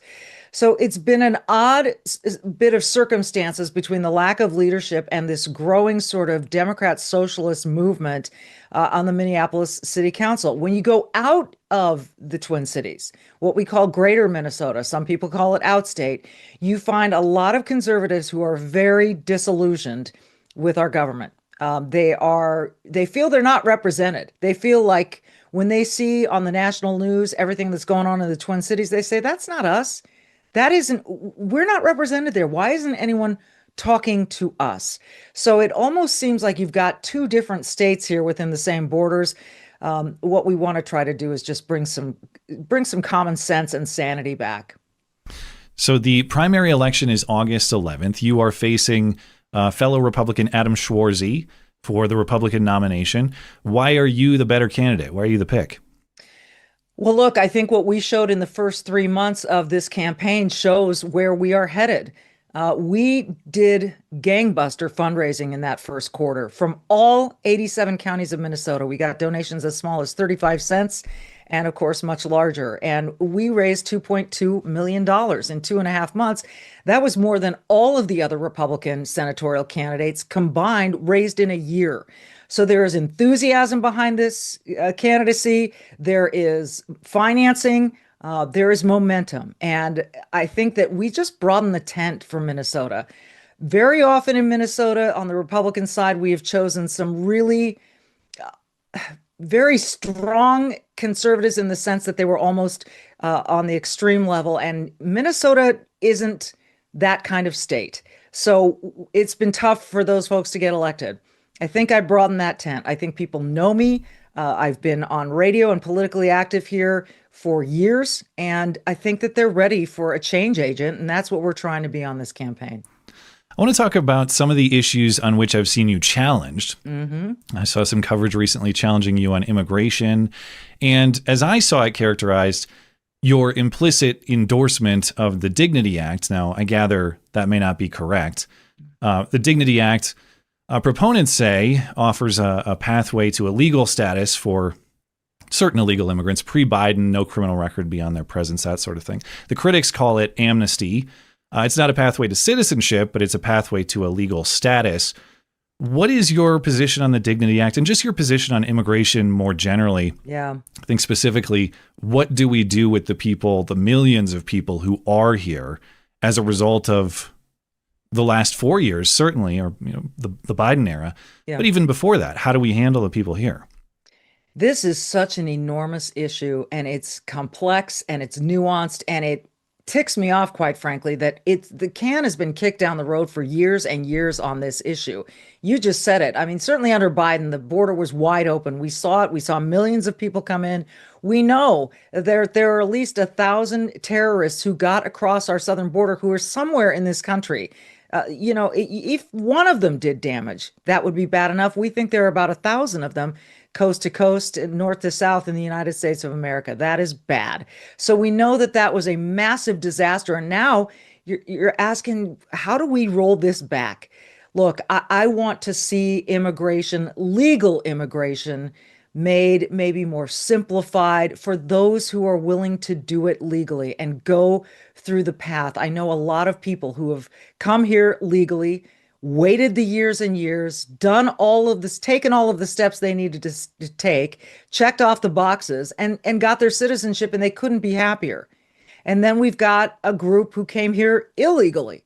And some of them, sure, are very hardworking, good citizens. And by citizens, I just mean participants in society. And some of them aren't. A lot of them aren't. So we need to look at illegal immigration and say, what is fair? Well, it's fair to enforce our immigration laws that are on the books. And that includes deportations of some of these illegal immigrants. So no, I do not support amnesty. Like I said, nuanced, complex, a lot of layers. We talked about the Dignity Act on a podcast. I'm not fully read in on it. And even the points that I have seen on it, as it is written, I do not agree with it. Yeah. So just the principle being amnesty, meaning a special or a new legal status for people who came here illegally, you would not be in favor of. Again, the devil is in the details here. Mm-hmm. It really is. And we are sharply divided on a lot of issues. And this is certainly one, not only in Minnesota, but across the country. So I have a feeling that no matter what, and maybe this is why it hasn't been solved yet or resolved, is because no matter what you do, someone's going to be angry. Someone's going to feel it is cruel. Someone's not going to like it. But the bottom line is, countries have borders for a reason. We've got to enforce those borders, and we've got to vet the people that come in, and we've got to have a fair and equal way to have a path to citizenship in this country, a legal way. And in the meantime, I'm not sure. There are so many millions of people here. I'm not sure the answer is just to say deport them all. I don't even know that that's a possibility. But what, again, angers me is this has been kicked down the road. No one wants to do the hard work. I'm going to Washington to do the hard work. So let's get this done. So you mentioned a pathway to citizenship there. What might that look like if you were thinking about what you would vote for, wouldn't vote for, legislation you might design in the Senate? Who might be eligible for that pathway? I think this is such tricky territory. I think, for one thing, we have a lot of people here who have been here for years and years and have built lives here. And we're always trying to find that cutoff. Is it 5 years? Is it 10 years? Is it 20 years? I think we need to have multiple people come together, so not just me, and decide, what do we do with these various layers of immigration status? There are so many different sorts of immigration status. And I know businesses that would like to bring seasonal workers in and make it fair for them and make it safe for them to be here as seasonal workers. So this is going to require a lot of minds, not just mine. But what I'd like to see us get something done. How do you eat an elephant? It's one bite at a time. And the border is now secure. Let's go for the next bite. I've also seen you taking some heat for criticizing Trump in the past. How would you grade Trump's performance so far? What do you think he's doing well, and what do you think he's doing poorly or needs to improve upon? If we can't criticize our leaders, then we're not really independent thinkers, I don't think. But listen, I think Trump in his second term has surrounded himself with some of the best cabinet members I've seen. And I'll start with the superstar, Marco Rubio. We'll figure out his rap name, his DJ name later. Secretary of everything. Marco Secretary Rubio, of all, Renaissance man. He has been a shining star in this administration. And The fact that the president has been willing to listen to a number of people and make decisions based on a variety of information. I certainly would not have chosen to, talk theology with the Pope or debate theology with the Pope. That wasn't his best moment. We all know, and I think it's baked in now, that the president has style issues that some people just really don't like. What I like are results, and there are a lot of results, the border being one of them. I think, boy, the economy sure looks resilient. We had a very good jobs number, which was a surprise to a lot of people, given all the circumstances around. I just bought eggs for $1.69. And, look, as far as this Iran thing goes, which I think a lot of people are very critical, I'm willing to give this a little more time. The president said this would not be a forever war. It has not yet been a forever war. I would like to see where this goes. And quite frankly, again, this is one of those instances where you could say it's been 47 years that we have been dealing with this. What have we been waiting for? Why have we allowed the Iranian regime to take the lives of so many Americans and actually then send a lot of them to Walter Reed as well? So we've got kids in Arlington, we've got kids in Walter Reed that will never be the same, thanks to the Iranians, their proxies, all the rest. So I think that this is a courageous move, and one that I would really like to see done thoroughly and well, and change the Middle East forever. The Abraham Accords certainly worked toward that in his first term. Let's build on that. Speaking of difficult lines to draw, do you have a line for a forever war? I know that's almost an impossible question, but is there a general timeline at which point you might say, okay, I worry about the duration of this military conflict? Because, of course, as we're seeing in Congress right now, there's a lot of questions about whether Congress should take the reins per the War Powers Act and whether Congress ought to authorize or tell them to bring troops home. Is there a general line, or how do you think about that problem? Maybe not even with Iran, but just military action in general. Yeah, it depends on what the goals are and what the outcomes are along the way. And I think if you see encouraging signs, and we certainly did early on in this conflict, we saw just a decimation of Iranians' military. That was a good thing. Last year, taking out their nuclear sites, that was a good thing. But there are bottom line issues that need to be resolved. Now, I think it's like one of those things. You kind of know it when you feel it. For some people, it differs. They're going to think that 2 months is too long. We live in a very DoorDash kind of environment these days. And there's an app for everything. There is not such an app for international relations and foreign relations. These things take time. And I am willing to have some patience with this. And I guess we'll know what kind of rabbit holes we're going down. But it seems to me we get news constantly about this conflict, developments, and we just hope they're going in the right direction. But what I don't want to see is America cave. It's been very difficult as a follower of the news to dissect what's legitimate and what's not, what's real and what's not on a day-to-day basis. Claims from our government about Iran, claims from the Iranian government. I have no idea what to believe anymore. But I don't believe the Iranian government. They have that's never probably been an a pretty honest broker. pretty safe bet, I would think. Pretty safe bet not to believe them. They have never been an honest broker, and they never will be. You mentioned door dashing things. We did kind of door dash Maduro a little bit, though. That was pretty quick and efficient. So I don't know. That was amazing. And all of these roads, I think, Matt, lead back to China. If you really draw it out and you see how China is trying with this. This plan to kind of be everywhere, from Africa to South America to Iran, throughout Europe. China wants to become the world power, and they wouldn't make a great world power because they don't believe in freedom and liberty. They don't. It's a communist party that runs China. But a lot of these things, you can follow the bouncing ball, if you will, and you'll find your way back to China. And how this stuff blunts China's progress with its Belt and Road Initiative. I think that's true with Maduro for sure. And that was an unbelievable operation, which underscores just how superb our armed services are and what they're able to do.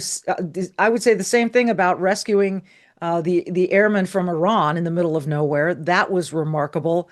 We can do great things.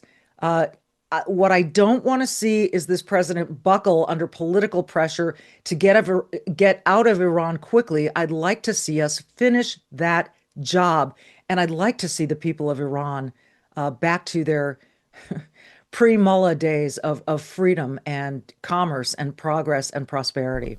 I've also seen some questions about your position on abortion. Can you give us a sense of what your position is? And I know you have a lot to say about the relationship between the federal government and the state governments on this issue, too. I do. I grew up, during Roe v. Wade. That was sort of my whole life. Roe v. Wade was in existence. It got overturned by Dobbs, and now it is a state's issue. And many people think that that's exactly where it should be. So I'm running for federal office. And one thing I've been telling everyone who will listen is I will vote against taxpayer-funded abortion. I've never believed in that. I don't think it's the taxpayer's job to take care of this. I want to see more conservative judges, strict constructionist judges at every single level.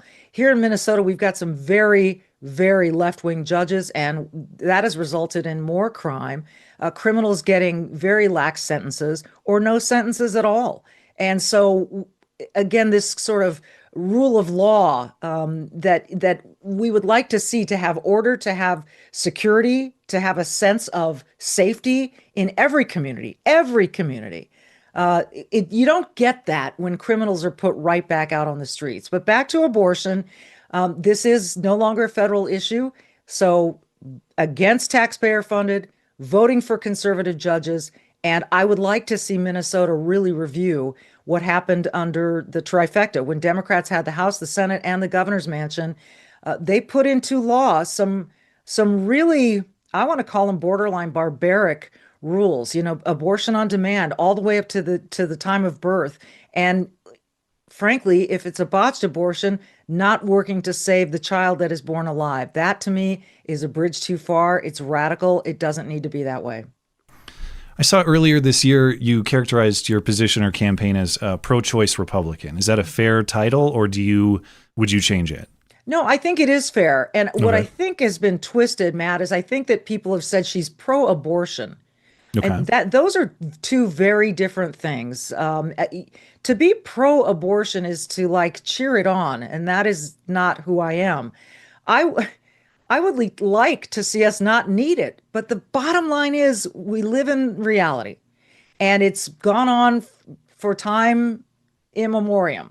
And what I'd like to see is the federal government stay out of the issue of making this decision for women who in their first trimester have a very, very difficult decision to make. I don't think that's for others to make for those women. Now, when you get into the ethics and the morals of at what point in the pregnancy is the baby viable and should an abortion not be performed, that needs to be discussed very, very seriously. So I'm a first trimester gal, and if you want to call it that, but look, I want to keep the federal government out of that doctor's office when it comes to a woman who has to make a very difficult decision for her life. If you were to make it to the Senate and Republicans hold power that they have now, what's your position on the filibuster? Would you maintain it to keep Congress slow, or would you scrap it to try to get some things through? Oh boy, I get this question a lot, and it's a fair one. And I know that people are frustrated. They're really frustrated right now because, we can't get this Save America Act through the Senate that would help with voting rights. And this is like a 90-10 issue among Republicans and probably 70-30 among Democrats. Let's show ID to vote. Let's be American citizens to be able to vote. That is pretty simple stuff. That the Senate can't get it through is disheartening. It's frustrating. And that's where everyone wants to say, get rid of the filibuster. Let's just get this stuff done. If that happens, then every time the Senate changes hands, we would just be ping-ponging back and forth between these lawmaking procedures. I would like to keep the filibuster. I think it's sensible. I think it's frustrating. I get that. But there's a reason. The Senate is supposed to be a deliberative body that takes its time. What I would also, a girl can dream, I would like to see a little bit more across the aisle. It seems to me that we certainly put on jerseys and we play for teams, and sometimes that's appropriate. But sometimes when there is a law like the SAFE Act that is so just massively supported, why can't anyone come across and help get this over the line? And it has to do with getting reelected and all of those things that don't serve the actual voters. We are right up against the clock, so I want to respect your time, but I've saved the most challenging question for last. Can I do that? I'm ready. All right. What is more likely come February 2027? A newly sworn in Republican senator from the great state of Minnesota, or a Lombardi trophy for your Super Bowl champion Minnesota Vikings? Oh, that one's easy. Senator Tafoya. And you All kind of made that easy for me, Matt. Yeah. Honestly, I hate to disappoint Vikings fans and any football fans, but I just don't see it in the near term. It's been something else. It's been quite a ride to be Vikings fans. But look, you could say this every single year. To make predictions is a folly. It's ridiculous. I've made predictions in the past that have been abysmally bad. And then I've kept predictions to myself that it ended up being true. So, but one of the things we talked about every single season in our Sunday night football meetings, at our dinners, in our bus rides, Al and Chris or John Madden and I would sit around and go, we think we know what we know. We don't know anything. Like, you think going into a game, it's going to be a close game, and the next thing you know, it's a blowout. God, I bet you have great John Madden stories. I had forgotten about his Sunday Night Football tenure, man. Yeah, and I got to work with him on Monday night for the last 2 years of that franchise when it was still on ABC before it went to ESPN. John was one of the greatest people ever that crossed my path, and all the way to the end. He had a somewhat small funeral. You would think that someone with his stature would have a massive funeral. It was not. It was somewhat small. But at the end of it, when we were all sort of standing up and they were rolling his coffin out, I thought, this is his last act. The fire alarm in the church went off. And so they're rolling John's coffin down to where they're going to inter it, and the fire alarm went off. And some people were like, oh, mortified. And I said, no, that's John saying, see you later, goodbye. Wow. John was bigger than life. I feel so fortunate enough to have worked with him, to have joked around with him, to have shared stories with him, to share life with him. He and Al Michaels announced the birth of my son on Monday Night Football, and it's a cherished memory. So what fun it was, and what great memories I have. Well, thanks for that story, and thanks for indulging my Vikings misery. I'm sorry. I don't know what to tell you. I want to tell you everything's going to be okay, but I can't. I've seen every moment. It comes down to moment. quarterbacks, and there are like this many quarterbacks in the league that can get you to the Super Kyler Bowl. Murray's going to save them. You think so? He's going to be really motivated. I have to believe. I have to have faith. I've seen every terrible moment. My dad's seen them all since 1965. One of my greatest wishes in life is that my dad will see a Super Bowl win before he dies. He's 70 years old. Oh, he's at this still point. young. At He's this got point, time. he's so frustrated with the Vikings. I don't know if he'd even watch if they got there. But anyway, would. Oh, he would. We'd find a way to get him to the game. We'd have to. Bud Grant was a dear friend of mine as well. I remember asking Bud, Bud, you're often questioned about being 0-4 at the Super Bowl. What do you tell people? And he put out his fist with his Hall of Fame ring on it and said, I tell them this. Basically, that I'm in the Hall of Fame. I mean, I'm sure it crushed him every loss, but he had so many more priorities. He was great too. Well, that's my guest, Michele Tafoya. Where's your website? There we go. I'm supposed to pull that up. You can, speaking of her website, you can find her at micheletaffoya.com. That's Michele with one L, Tafoya.com. Michele, is there anything else you'd like to promote? No, I would say this has been great. Thank you so much. I go to the website, volunteer, whatever you want to do. Chip in $5 if you got it. It always means a lot to me. The small donations mean almost more to me than anything, because it just shows that your heart is in it, and it's really coming from the heart. So thank you to everyone. Someone's got to beat 35 cents and get the new small donation record. Exactly. All right. 34. Thank you for the time. Very much appreciated. Thank you. Take care.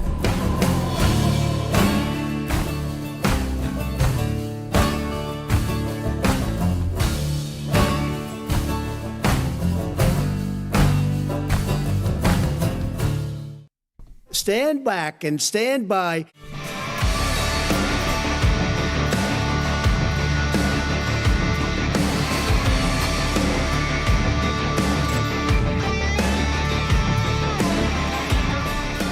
Thanks again to our guest, Michele Tafoya. Find her campaign at michelletafoya.com. Michelle with one L, Tafoya.com. Happy Mother's Day to Michelle as well. We appreciate her time.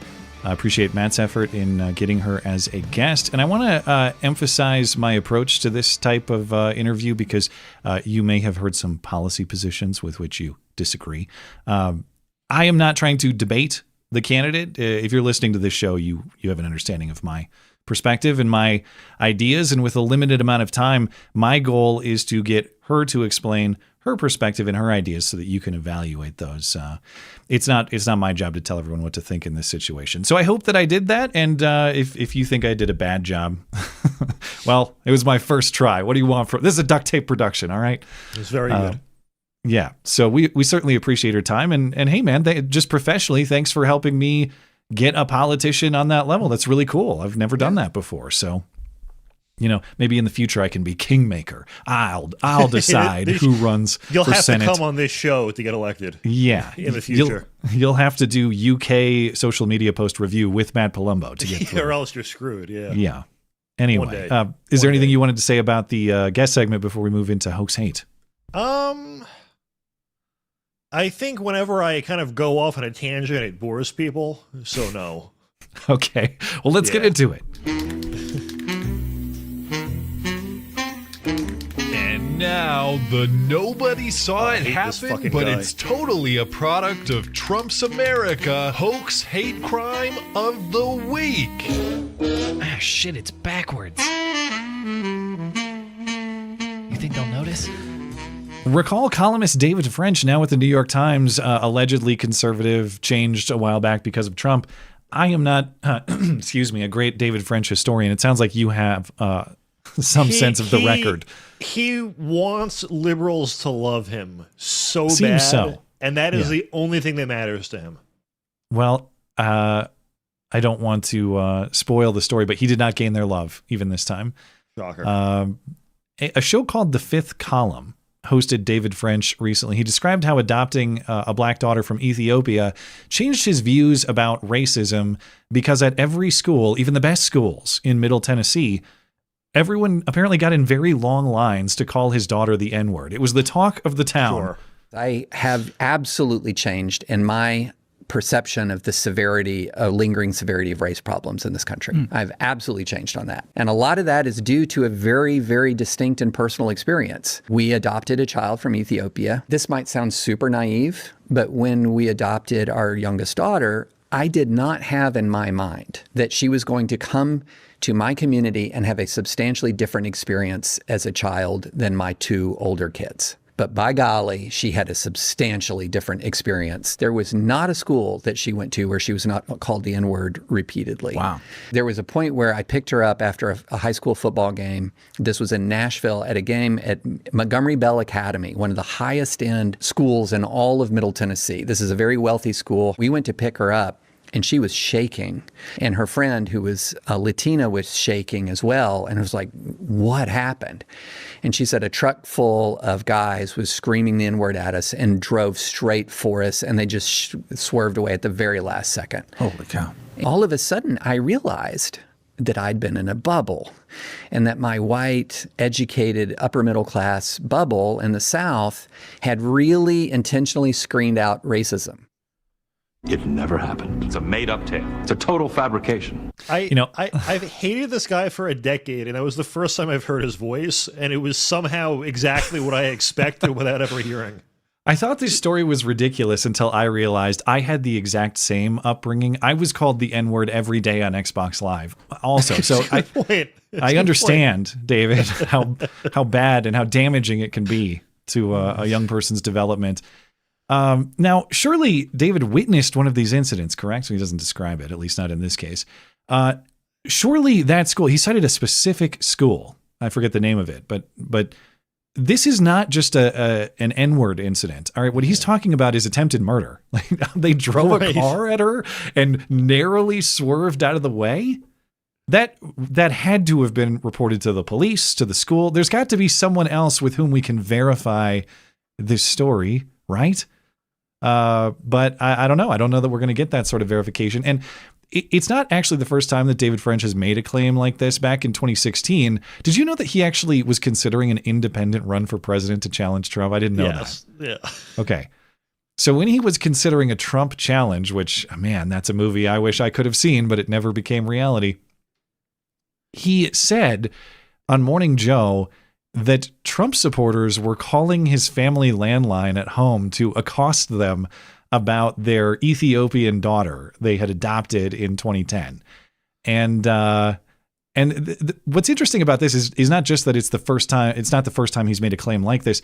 I don't know how these stories jive, because he's saying now, well, I was in this bubble about racism. I had no idea until my daughter got to high school, at least that story. She was called the N-word all the time. And I thought, I existed in a world outside of this reality.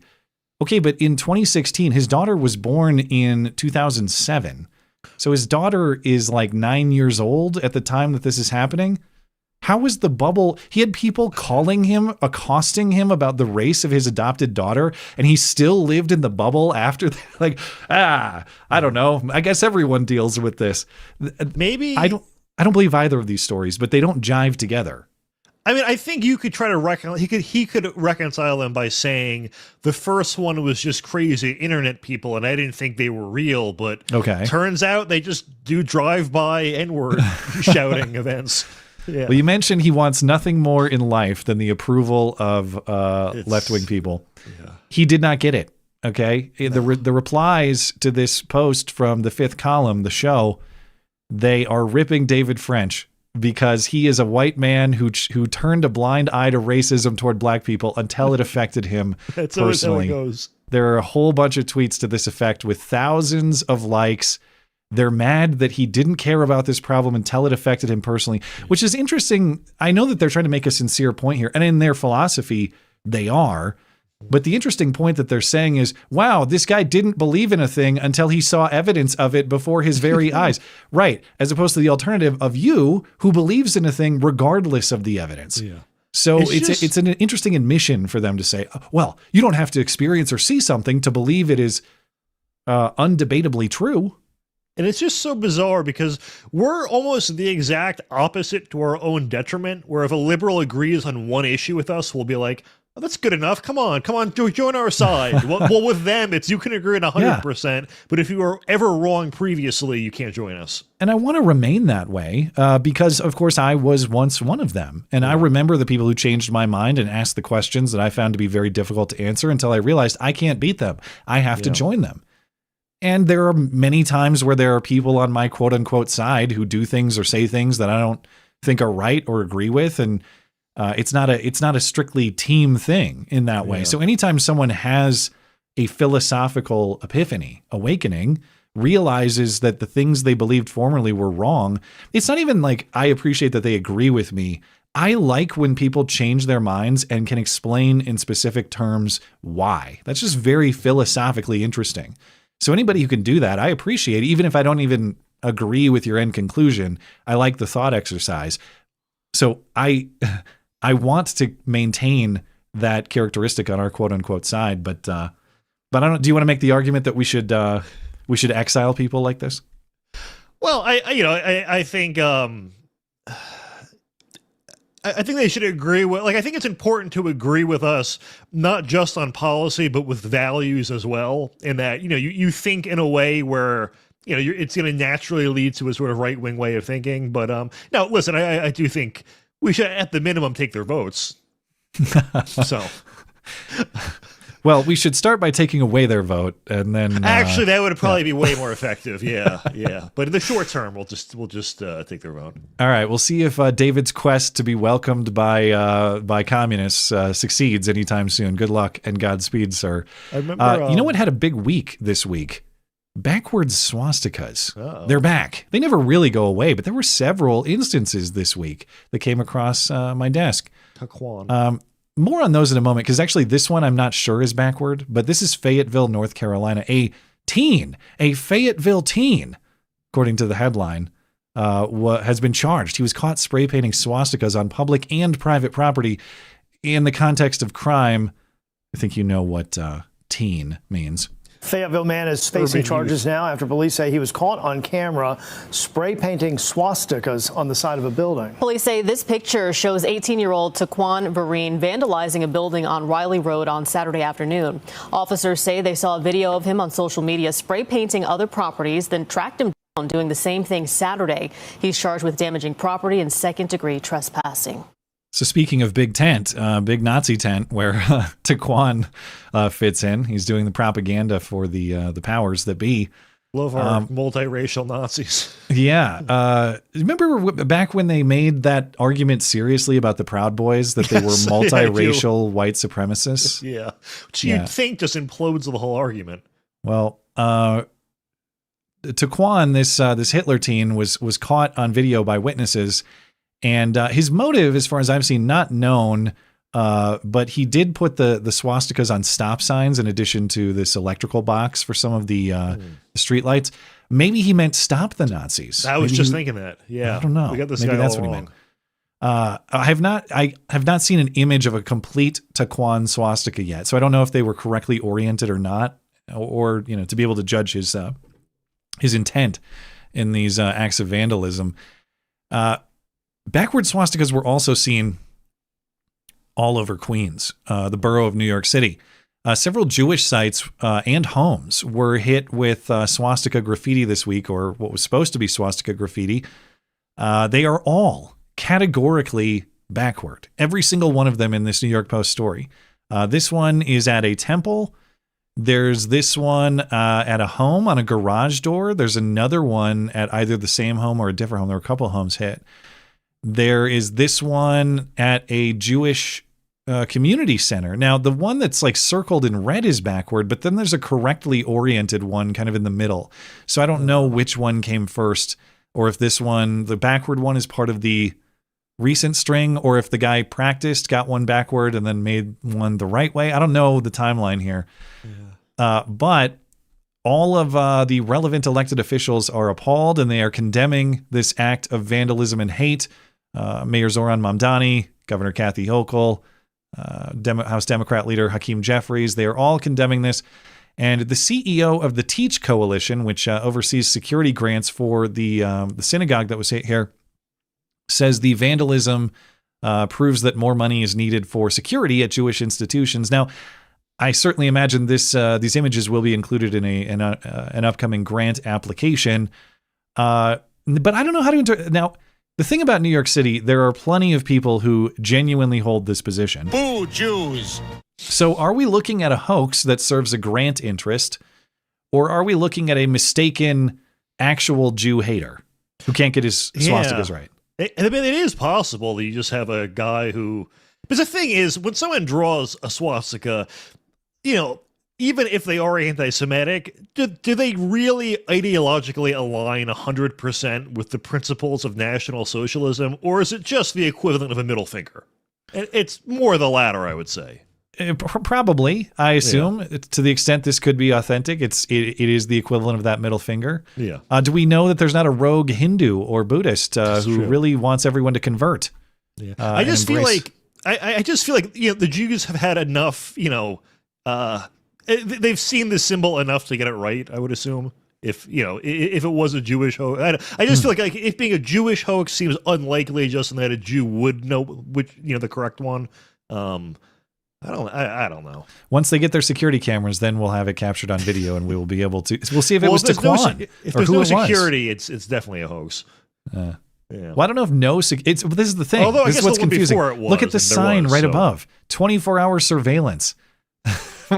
Okay, so there is footage, we just haven't seen it. Well, it says in here that they gave what security footage they have to the police. Now, do they have a camera angle of this particular backward swastika being spray painted on the wall? And to do it right there in front of so you'd want to be seen then. And also they did it right. The one leg of the swastika, I think, is on. I don't know if it's a memorial to someone. I don't know if it's a Holocaust memorial or if it's just a memorial for another purpose, but. Yeah. Anyway. All right. Also, Kennewick, Washington. There's a park, a nature trail, a hiking trail, American Heritage Trail, and local hikers say the graffiti problem is out of control and worsening. The local park staff say they clean up graffiti there within a week's time, but they say the hikers, the nature enjoyers, they say that they have not been timely with their cleanups lately. And even worse, Hitler is watching. He's watching, according to this backwards swastika. Is it Hitler? Is it Buddha? Is it Vishnu? Who knows? But he's watching, and they can't get these warnings taken down from various sites on the nature trail. One trail user said the problem has been persistent. I've been coming here for the past year, but yeah, lately I'm going to say it's been about 6 months. You see the swastikas. So we have backward swastika invasion in Washington State as well. But that's all I got. I don't know. I don't know how to.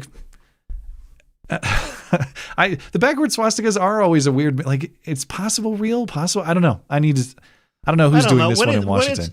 In that environment, it's just it's no it's different just than trollery. It's like just drawing a dick on something. It means nothing. Right. I guess what I mean by real is like someone who's authentically trying to get a reaction versus someone who is trying to promote like some sort of agenda of victimhood. You know. Yeah. Yeah. Right. That would be the distinction. Anyway, I think this one was probably just some edgy teens were having fun. Another Taquan at work. You know. All right.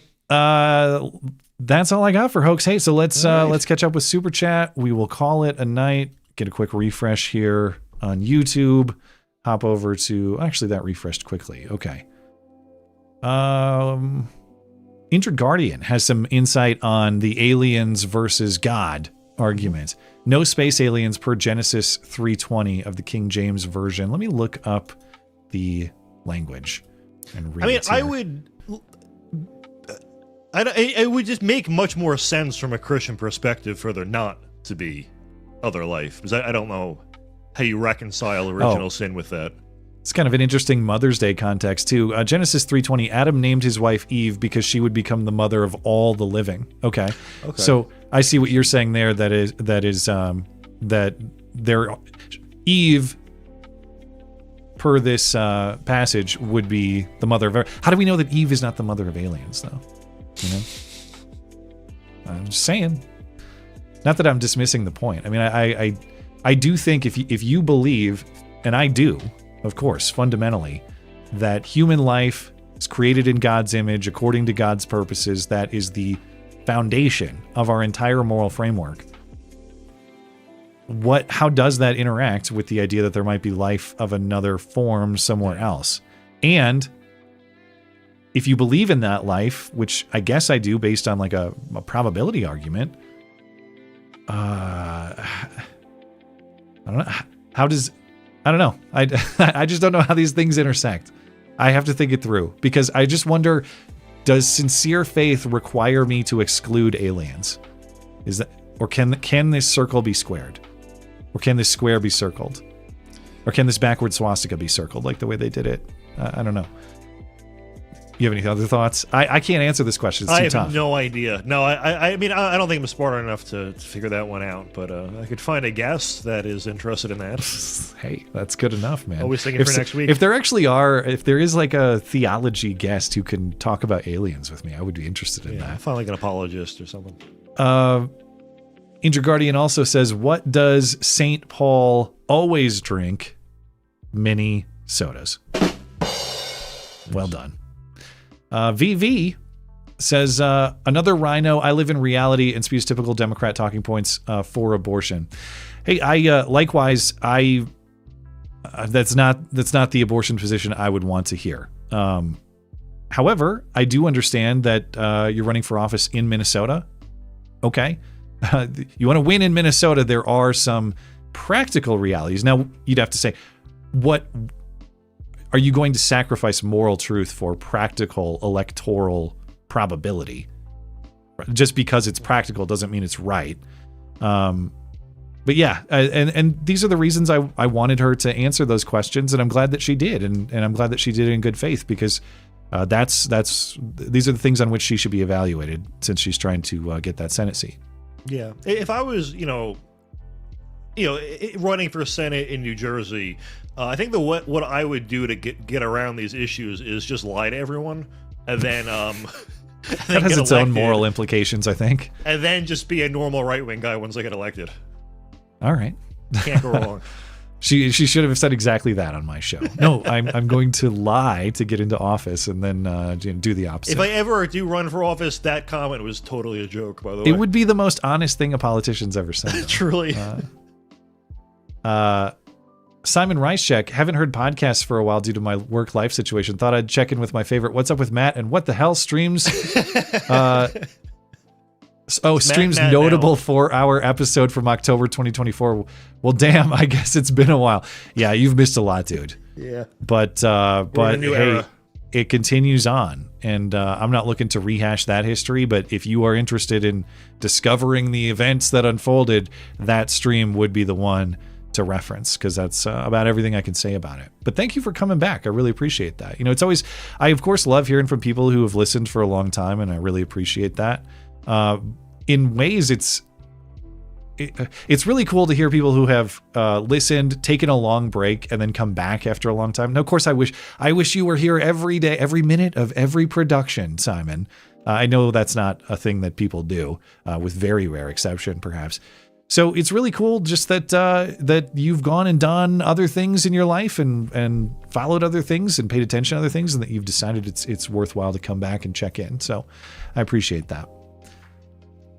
Tim, regarding the UK, you have left-wingers saying the amount of immigration, which is at insane levels, is fine, and a right-wing party that is willing to call it out, even in a vulgar way. I think voters just wanted people who will be frank and honest. Yeah, obviously, even in jest, I don't think the solution to the immigration problem is killing people and using them to fill potholes. Yeah, there's way better ways to fill potholes, but my takeaway was just... Yeah. It's such a problem that no one cares anymore. And that, yes, that probably would have been a disqualifying statement 20 years ago, but what he's talking about is such a problem that no one cares. If the alternative is there is no problem, you're imagining it, and we're going to continue importing the rest of the world until your country is no longer recognizable. Yeah, I guess I will take a mean tweet or a mean Facebook post from a handful of years ago. Yep. I understand. Anyway, I can't believe Hope Not Hate thought people would be persuaded otherwise. Purpose of the Age is Tafoya says she is not pro-abortion, and she is defending a woman's expectations to be allowed to make a difficult choice to unalive their child. Call a spade a spade. Yeah, I don't look to... I'm not saying you're asking me to, but don't look to me to defend that position, because I agree. I don't think that position logically holds. If it's a purely practical assessment of, well, this is going on, it's gone on for a long time, so has murder. Yeah. And no one would ever say that, well, murder has happened for a long time, murder will always be a part of human existence, which it will. No, we have a moral obligation to pursue justice when human life is extinguished without justification, which is what an abortion is. In a little bit of a different circumstance. But fundamentally, if I shoot my neighbor on the street, or you abort a child in utero, you are taking a unique human life and extinguishing it without justification. And yeah, now as far as talking about this in the context of the time that I have to choose. Like, should I spend the 15-20 minutes explaining my perspective like that and having her nod along, or should I allow her to explain her perspective and we can all decide if that's suitable for the Senate or not? And regardless of what she says, which again, I would oppose on moral terms, something I've come around on over the last 3, 4, 5 years of my life, even if we don't agree on moral terms, I certainly appreciate her willingness to come on and discuss it, and offer her viewpoint, which is going to be probably an unpopular one on this particular platform. So even when you're wrong, I can appreciate the guts to do it. That's cool. And, treating this platform as worthy of her time. So I appreciate it. Simon Reischek also says, in the words of Jimmy Barnes, number 1 is to find some friends to say you're doing well. Number 2 is the happy hour at 1 or 2 hotels. And number 3 is never say her name. For the full story, check out Flame Trees by Cold Chisel. I'll Is it have an to actual ad or like a joke? I don't know. I'll have to take your word for it. Flame trees? I'll have to take your word for it on what. Oh, yeah, it's a song. All right, okay. I'm stupid, Flame Trees by Cold Chisel.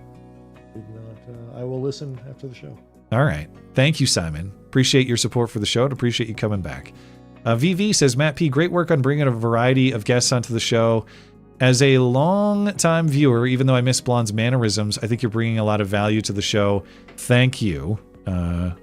Yeah, we appreciate his contributions. We love you. You're very special. Recreate them.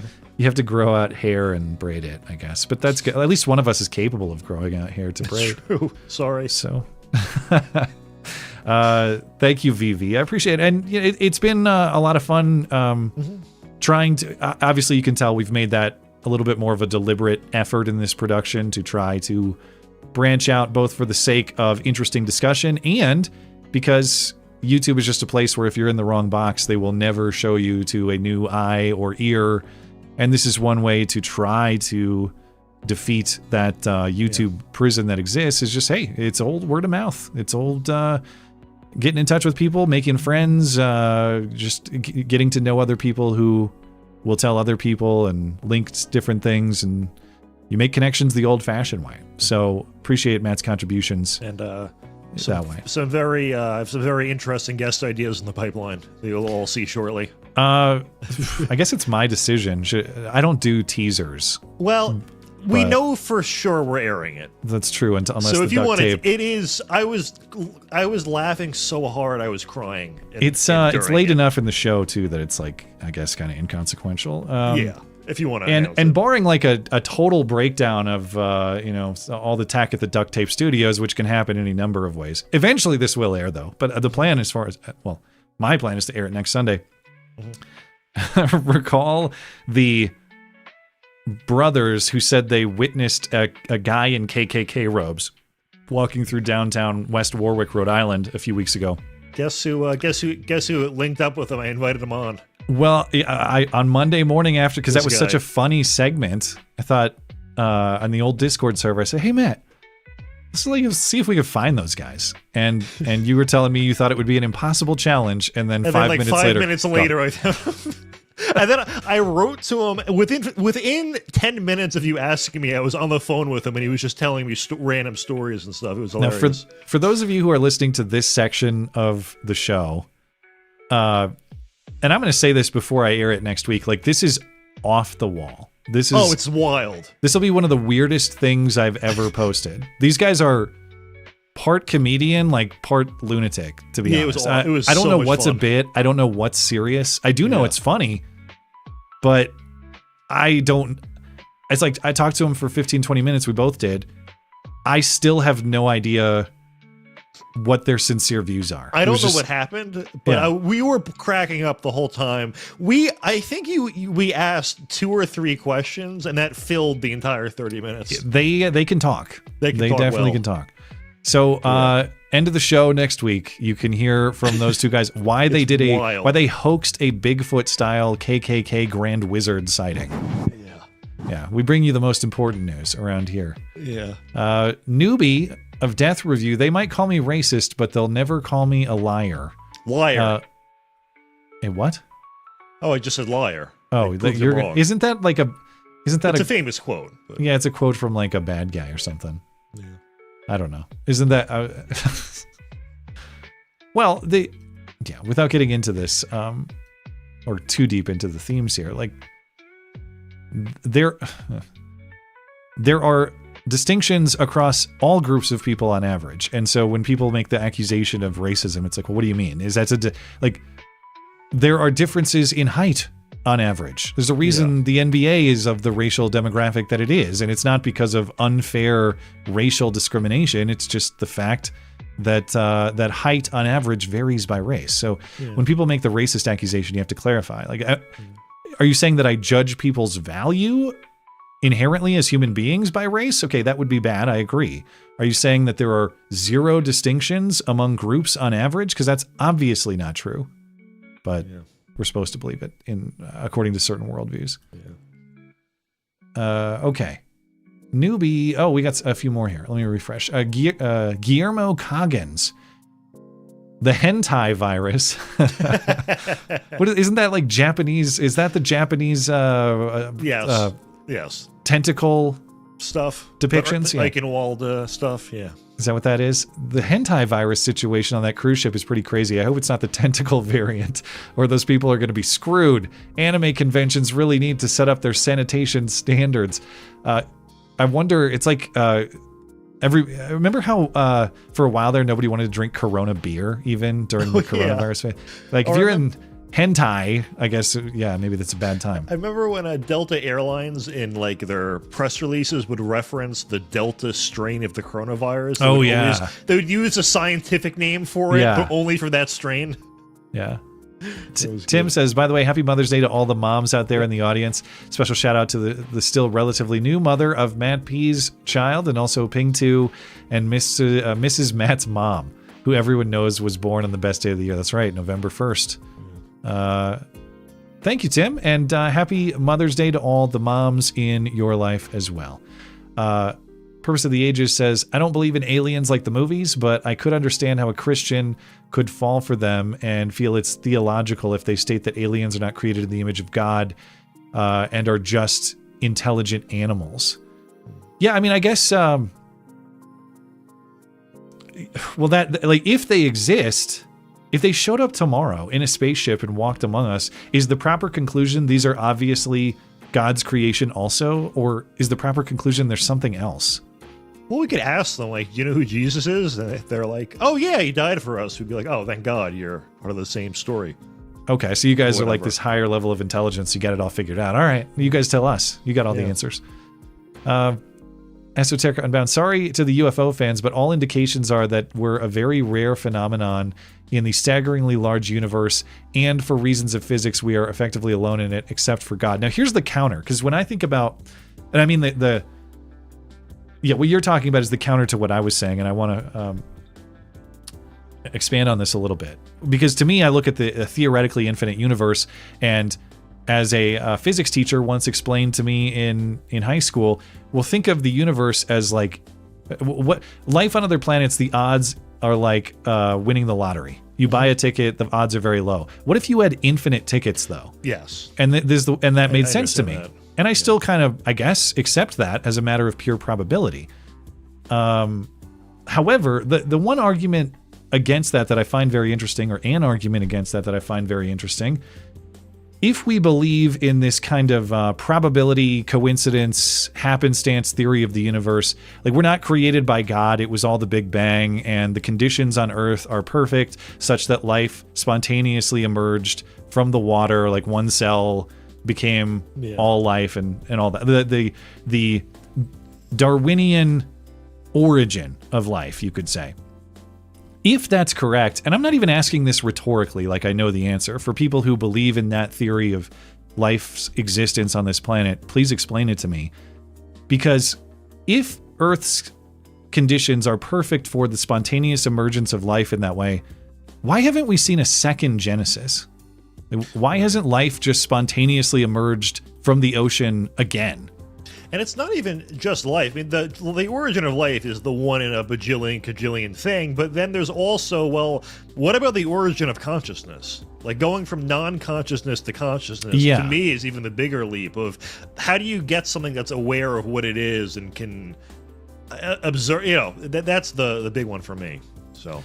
And then when it comes to the Big Bang and evolution, it was actually a Catholic priest who came up with the Big Bang Theory. So you could just view that as the method by which God acted through. And I know there are a lot of Christians who also believe in evolution. I just don't fully get how you're reconciling original sin with that. Well, yeah, actually the sermon I listened to this morning was on this theme. At my church, they're doing a whole series on various areas of doubt in your faith, and this morning's was about the quote-unquote conflict between faith and science, and it was very interesting because it was a reconciliation of these things, but the way it was presented was you need the right job or the right tool for the right job, and it depends on the question that you're asking. Like if you want to explain how the space shuttle just went around the planet and around the moon, allegedly, if you're the sort of person who believes in that kind of thing, you look in a physics book. And it's going to have all kinds of explanations about thrust and about aerodynamics and about thermodynamics. And all of that could be explained by our understanding of physics. If your question is, what is the purpose or value of human life? You're not going to find that in a science book. It's not a thing that can be explained scientifically in that way. This is not to dismiss science, by the way. It's not to disregard all that we've learned about the natural world and existence through the scientific method. It is to say that moral questions are not really informed by science. Yeah. Well, for me, you have to seek an answer somewhere else. For me, science is just kind of the language of God more than something in conflict with it. Like, I don't know, I just remember, and maybe this is just me being dumb, but, anytime I would learn something in a science class, my question was always just, why? Why is this the way it works? I totally understand that this is the way it works, but why? That's very interesting you phrase it that way, because that's exactly what I heard this morning. Okay. Instead of, I'm talking about like science questions versus moral questions, the way it was presented this morning was how questions versus why questions. That science can give us lots of understanding and explanation for how, but those 3, 4, 5-year-old questions that dominate my life, why? The Socratic method question, why? Yeah, like how does nature know what to do without a consciousness in certain ways that complement other parts of nature? Yeah. And seems a little too coincidental, And some of you are listening and thinking this sounds like an insane Clown Posse song. Magnets, how do those work? Miracles. Remember that song? Yeah. I thought it was really interesting this morning. Yeah. And it's interesting how that intercepts with or interacts with what we're talking about with aliens too. So, all right. Thank you, Esoterica Unbound. Appreciate it. Blargington. Good, great interview, Matt. She really opened up after the Vikings question. As a longtime listener, I appreciate watching you and new Matt. Well, thank you. Thanks, and I do. That's another thing that's sort of hard to handle as an interview. I want to be challenging, but I don't want to be unfair. I don't want to do gotcha nonsense, and I want the person being interviewed to feel respected and have a fun time too. So it's a lot of different things to balance. Like I want people who maybe will vote in that election to get answers on issues that matter. But I don't want to be like just a stone-faced dick. And I don't want to be like combative or something. So I hope it works. I don't know. But I appreciate her time in giving me that chance. So it was very cool. Thank you, Blark. Thanks for the encouragement. Let's see. I think we're good on Rumble. Yeah, it was newbie and the rank. We didn't get a ranking on white people though. That's what we forgot. That's what he had chatted last. Do you have a ranking decided? I mean, I can't say like Germans are top, as that would appear like So I'm trying to think. You're trying to be politically calculated in this answer. I know. I did my 23andMe and it said I was a third German, and I'm like, since when? That was surprising to you, or what? Well, it was classified as just like broadly North European, but then it's always refining, so it reclassified it. But I don't know. Okay. I'm like Schrodinger's Italian. Is Palumbo an Italian name? I guess I don't know. Okay. Yeah. But I'll next week I'll consult with the council and get back to you. So the spaghetti people are the top whites. For now. Okay, you guys. I'm just gonna rank it in order of my ancestry, my 23andMe. Well, let me defend the Vikings of the North, yes. The proud Danes, and the rest of the Scandinavians. Yeah. Anyway, yeah, that was I think I told you about that, but I did that like half a year ago. Mm-hmm. There was nothing surprising about mine. It was all North European. It was northern Germany and Denmark, and that's it. A little bit on the eastern side of the Baltic Sea. And the only surprise is there's like a Basque person in there, that like region of Spain. And so like some Viking guy took a trip. Had a side quest. He picked up a chick in southern Spain and took her back home. I got 1.2% Iranian.